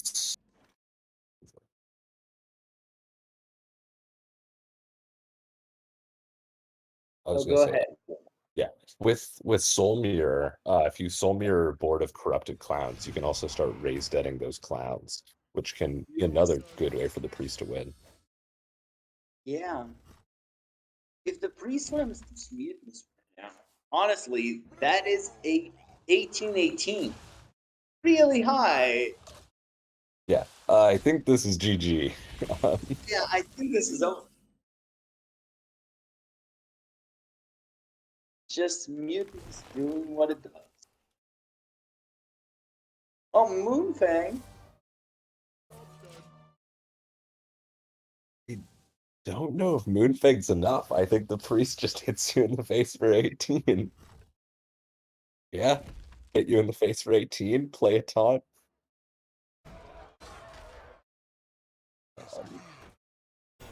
That doesn't even buy us a turn because the Soul Mirror. I think the only draw that saved us was Primordial Protector into Rabbit. Now your opponent also is mutant. More importantly, you're dead. A Moonfang. Yeah. And that's what Priest does. This matchup used to be favored, but I'm pretty sure Mutant has changed. Yeah, that's definitely something I found from experience as well. Just being able to not only deny your opponent a minion, but also playing a really, really large minion against Clown Druid is something they often can't deal with. I also I've been kind of questioning the anti-priest lineup because priests right now sometimes they just do their things so well, and it's really hard to beat them in that case. Yeah, I know it's something that like a lot of the Washi guys, especially Heat Shock, have been sort of experimenting with what's the best way to beat Priest. And it's very often the decks that are going to beat Priest consistently look like really, really bad decks. And you run the risk of, if your opponent doesn't bring Priest, you've essentially instantly lost the match. But as we saw there, like Clown Druid just trying to bring a deck that is generally good but supposedly favorable into Priest is going to struggle if the Priest does their stuff well. And Priest just got a lot more consistent in doing their stuff with the mini set. It's just Priest is in such a good, strong spot that it's really hard to question the class. Yeah. I mean, I think like we go to Legacy and Pro, and you look at almost all the matches, and you see pretty much everyone is just banning Priest Yes. because it's Yeah, it's for not sure. worth leaving it up. And No, Yeah. no, definitely not. All right, so I have Foggy ready for an interview. I'm going to add him in now. Hello. Hello. Hey, congrats on your win, Foggy. Thank you. That was quite a match. Yeah, I guess so. How did it feel? It felt pretty good. I felt like I didn't misplay at all and really well. Yeah. So was that the biggest mutinous you've ever played? Definitely for sure. I honestly was scared to play it that turn because he only had 2 cards in hand. But I did assume he had something left because he was overloaded. So he had to have some big either clown or charge left in his hand. Sure. And the charge was very major. Yeah. Yeah, and Druid does not deal well with big minions. Oh yeah. That was probably game winning right there. Yeah. I mean, overall, how did you feel going into the match? Because it definitely seemed like MMW's lineup was sort of built to mainly target Priest, but possibly also target your Rush Warrior. How did you feel just about the match generally going in? Oh yeah, so I definitely saw the deck list and noticed he brought Warlock, of course. And yeah, he definitely went for an anti-priest, like soft target rush warrior lineup. Um in my personal opinion, I do think anti-priest lineups are probably the weakest they've ever been right now, due to the current iteration of priest having 2 scoundrels in them. And I also think that Clown Druid is not really an anti-priest deck as it loses to priests most of the time. So I expected to lose the Rush Warrior to Warlock matchup, but win all the other ones. Well, I will say I did notice in that Rush Warrior v Warlock matchup, you played out ETC very early on in the game, and at least to me, I was thinking that we would probably want to hold it to get a lot more chip in later on. Was there a reason that you sort of decided to throw it down early? I guess in my mind, I just wanted like tempo as fast as I could to try to outrace them before they could get to their late game. And since I had like um no other play on turn 2, it felt so bad just armor passing. But yeah, it was definitely consideration, especially against Warlock, to save it for burst damage later.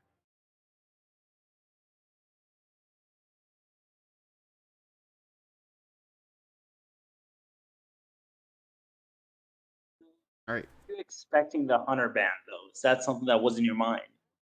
Yeah, so I was running through the matchups before the series started, and I knew for sure he would either ban Hunter or Druid because he went for an anti-priest lineup, and obviously he wasn't banning priest or warrior. So I figured Hunter, since that was definitely the most bad matchup spread overall for his decks compared to Token Druid. But I knew both of them would either get a free win depending on which one he didn't ban. One question I have that I want to ask you is he kind of went for a counter priest strategy that didn't work. Do you think priest is counterable? Um, I would say on a deck basis, yes, but in Conquest, I would say no. I feel like every good lineup has priest in some sort in it. Sure. Yeah. Yeah. I mean, it's sometimes the deck is unbeatable. Pretty much, it feels. Yeah, like I'm doing a lot of like testing with a group I'm in with a lot of the GMs and stuff. Mm-hmm. And I don't think there's a single one of them that's not bringing priest. Yeah. It's finding a deck that'll beat Priest isn't too hard. Finding 4 decks that will beat Priest consistently enough Yeah. that you can win a match gets Like a you little can definitely tougher. see in like Master Tour qualifiers, like that'll work sure because there's probably like you can make 3 decks work, but finding 4 decks is almost impossible that consistently beat it. Yeah.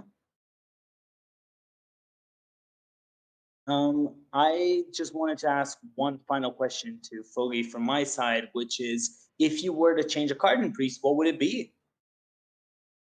Um well, I think I have the current like the flex spots. I ran that ooze just in case he brought Shaman, which he did, even though I didn't play that matchup.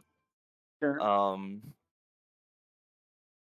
the flex spots are definitely like the ooze or the one condemn in the deck. Those are like the 2 flex spots you can put for like other tech cards depending on what you think you're gonna face. I've seen some versions that like they cut that spot and they cut the Hysterias and I believe the Wand Makers in favor of like Cabal Acolyte, Wave of Apathy, and a copy of Against Oh All. yeah. I feel like Uh, the Yoink version is the one you bring if you were to play an anti-priest lineup. yeah. It also does really well into Clown Druid, as I've Yep. discovered, because turns out when you can also yoink their stuff and mutinous things, they Mhm. kind of lose. Yeah. I feel like in that in that last game, even before I got the insane mutinous, like my hand was double Soul Mirror and double Shadowward Ruin, so I was feeling pretty good about that. Mm-hmm. Mm-hmm. We're commenting it was the Clown Druid can make 4 boards of clowns, and on turn 5 you have answers to all 4 boards of clowns already. Mm-hmm. Yeah, that was pretty good. Yep, Especially the when random they Soul Mirror. Yeah, and definitely big win for faction. I think coming into this match as sort of the underdogs going against Yeah. Watch Tappers, probably feels pretty good to get those points on the board for your team. Yeah, definitely a good start and probably a big like motivational win. As I know, like yeah, our team hasn't been doing the best, but we managed to scrape the 4th playoff spot, so hopefully we can keep up and do well. And is this the second undefeated streak you've ended in pro now? Um, Yeah. well, I did lose 2 games in the 8 weeks, but I think they both went to game 5. But yeah, Oh. Or I feel like Oh, because you have a beat second person streak who you've busted? because you beat Banter last week, correct? well, yeah, I beat Banter and now I beat another 8-0 guy. Yeah. Mm-hmm. Yeah. Um, yeah, I mean, I don't I didn't expect to lose to them per se. Mhm. Yeah. I don't want to like shoot any shots, but like I never heard of MMW before and I faced him today. Well, MMW did, just a bit in his defense, he did play in he is the Maniac Monday winner, and I've casted quite a few matches, so I'm sure it's a strong player who's going to be around the THL for a while. Oh yeah, if he Yeah. went 8-0, I'm sure he's very good. Oh yeah. Yeah. Yeah, also Espa guy, so Mm. definitely some numbers there. Yeah. Playing with the Any Washu. last shout outs? Any shout outs you want to say, Philby? Anyone you want to call out? Um, yeah, I'll just shout out my faction team for always like supporting me. I was like one of their most recent members, and we've been growing and doing a lot of things, and it's been nice like having people on the daily you can just talk to the game about. It's really fun. Awesome. Yeah, that's awesome. Right. Well, thank you so much for playing on stream. And Thank you so much for yeah, having me. no problem. Congrats on the win. And best of luck to both teams going forward in their match. Yep, thank you so much. Yeah, that's gonna do it for this edition of Thursday Throwdown. Um, thank you, Lotus, for popping in and commentating this, passing this match. It was fantastic to have your insight. It was my pleasure to just be able to hop in, and I had a lot of fun. Yeah. Yeah, I hope I didn't give you guys too much trouble casting because I'm usually a pretty fast player. Nah. I don't know if you've Honestly, seen me play, but casters I- always we- complain we- when we've- I'm playing. We have casted Arhat and Itachi, and so we're quite Yeah. used to fast players. yeah, at some point you just get used to it. The Nas tourney was really hard. Ron and I casted that, and it was super hard. But other than that, it's fun. that's fun. A lot of misplays in That that. one's tough. I do not recommend that one. Yeah. Yeah, I mean, I've been. All right. Well, again, thank you to Lotus Knight for coming in. Thank you to Milo for also casting with me for the first two. I want to thank oh crap, I'm gonna forget some of the names, but Coles and Agent PWE for the first match or for the second match and our first match, Eeks and I'm blanking. Why? To Fly, yeah. Yeah, My Two apologies Fly, for right? blanking on names. It's been a long night of 3 hours of casting. So yeah. Thank you everybody for coming out for Thursday Throwdown. I hope you all have a fantastic rest of your evening. We have another 3 matches coming tomorrow. I will go find them now. Our 8 p.m. match is Jester versus Dead Snoop in Legacy. So that is continuing Defies Tomorrow? Brotherhood No, versus Fish. Button versus Hickett. Button versus Hickett at 8 p.m. Right? No, that's Wild all. 9. Wild 9 versus Hickett at 10 p.m. But 9 p.m. is Mr. Python Yes. of Ask HS versus Adair, Murloc, and Load. Yeah, and Yeah. Jester versus Dead Snoop at 8. Yes. So that'll be myself and Corridon on the cast. Another long night of casting for me. But we have Saku on the op, so I don't have to. So that'll be very nice to get to have him help. Always love having those two guys to cast with. So yeah, look forward to that tomorrow night. Thank you to all our viewers for coming and stopping by. Yeah, have a fantastic rest of your evening and stay safe, everyone. We will see you tomorrow night.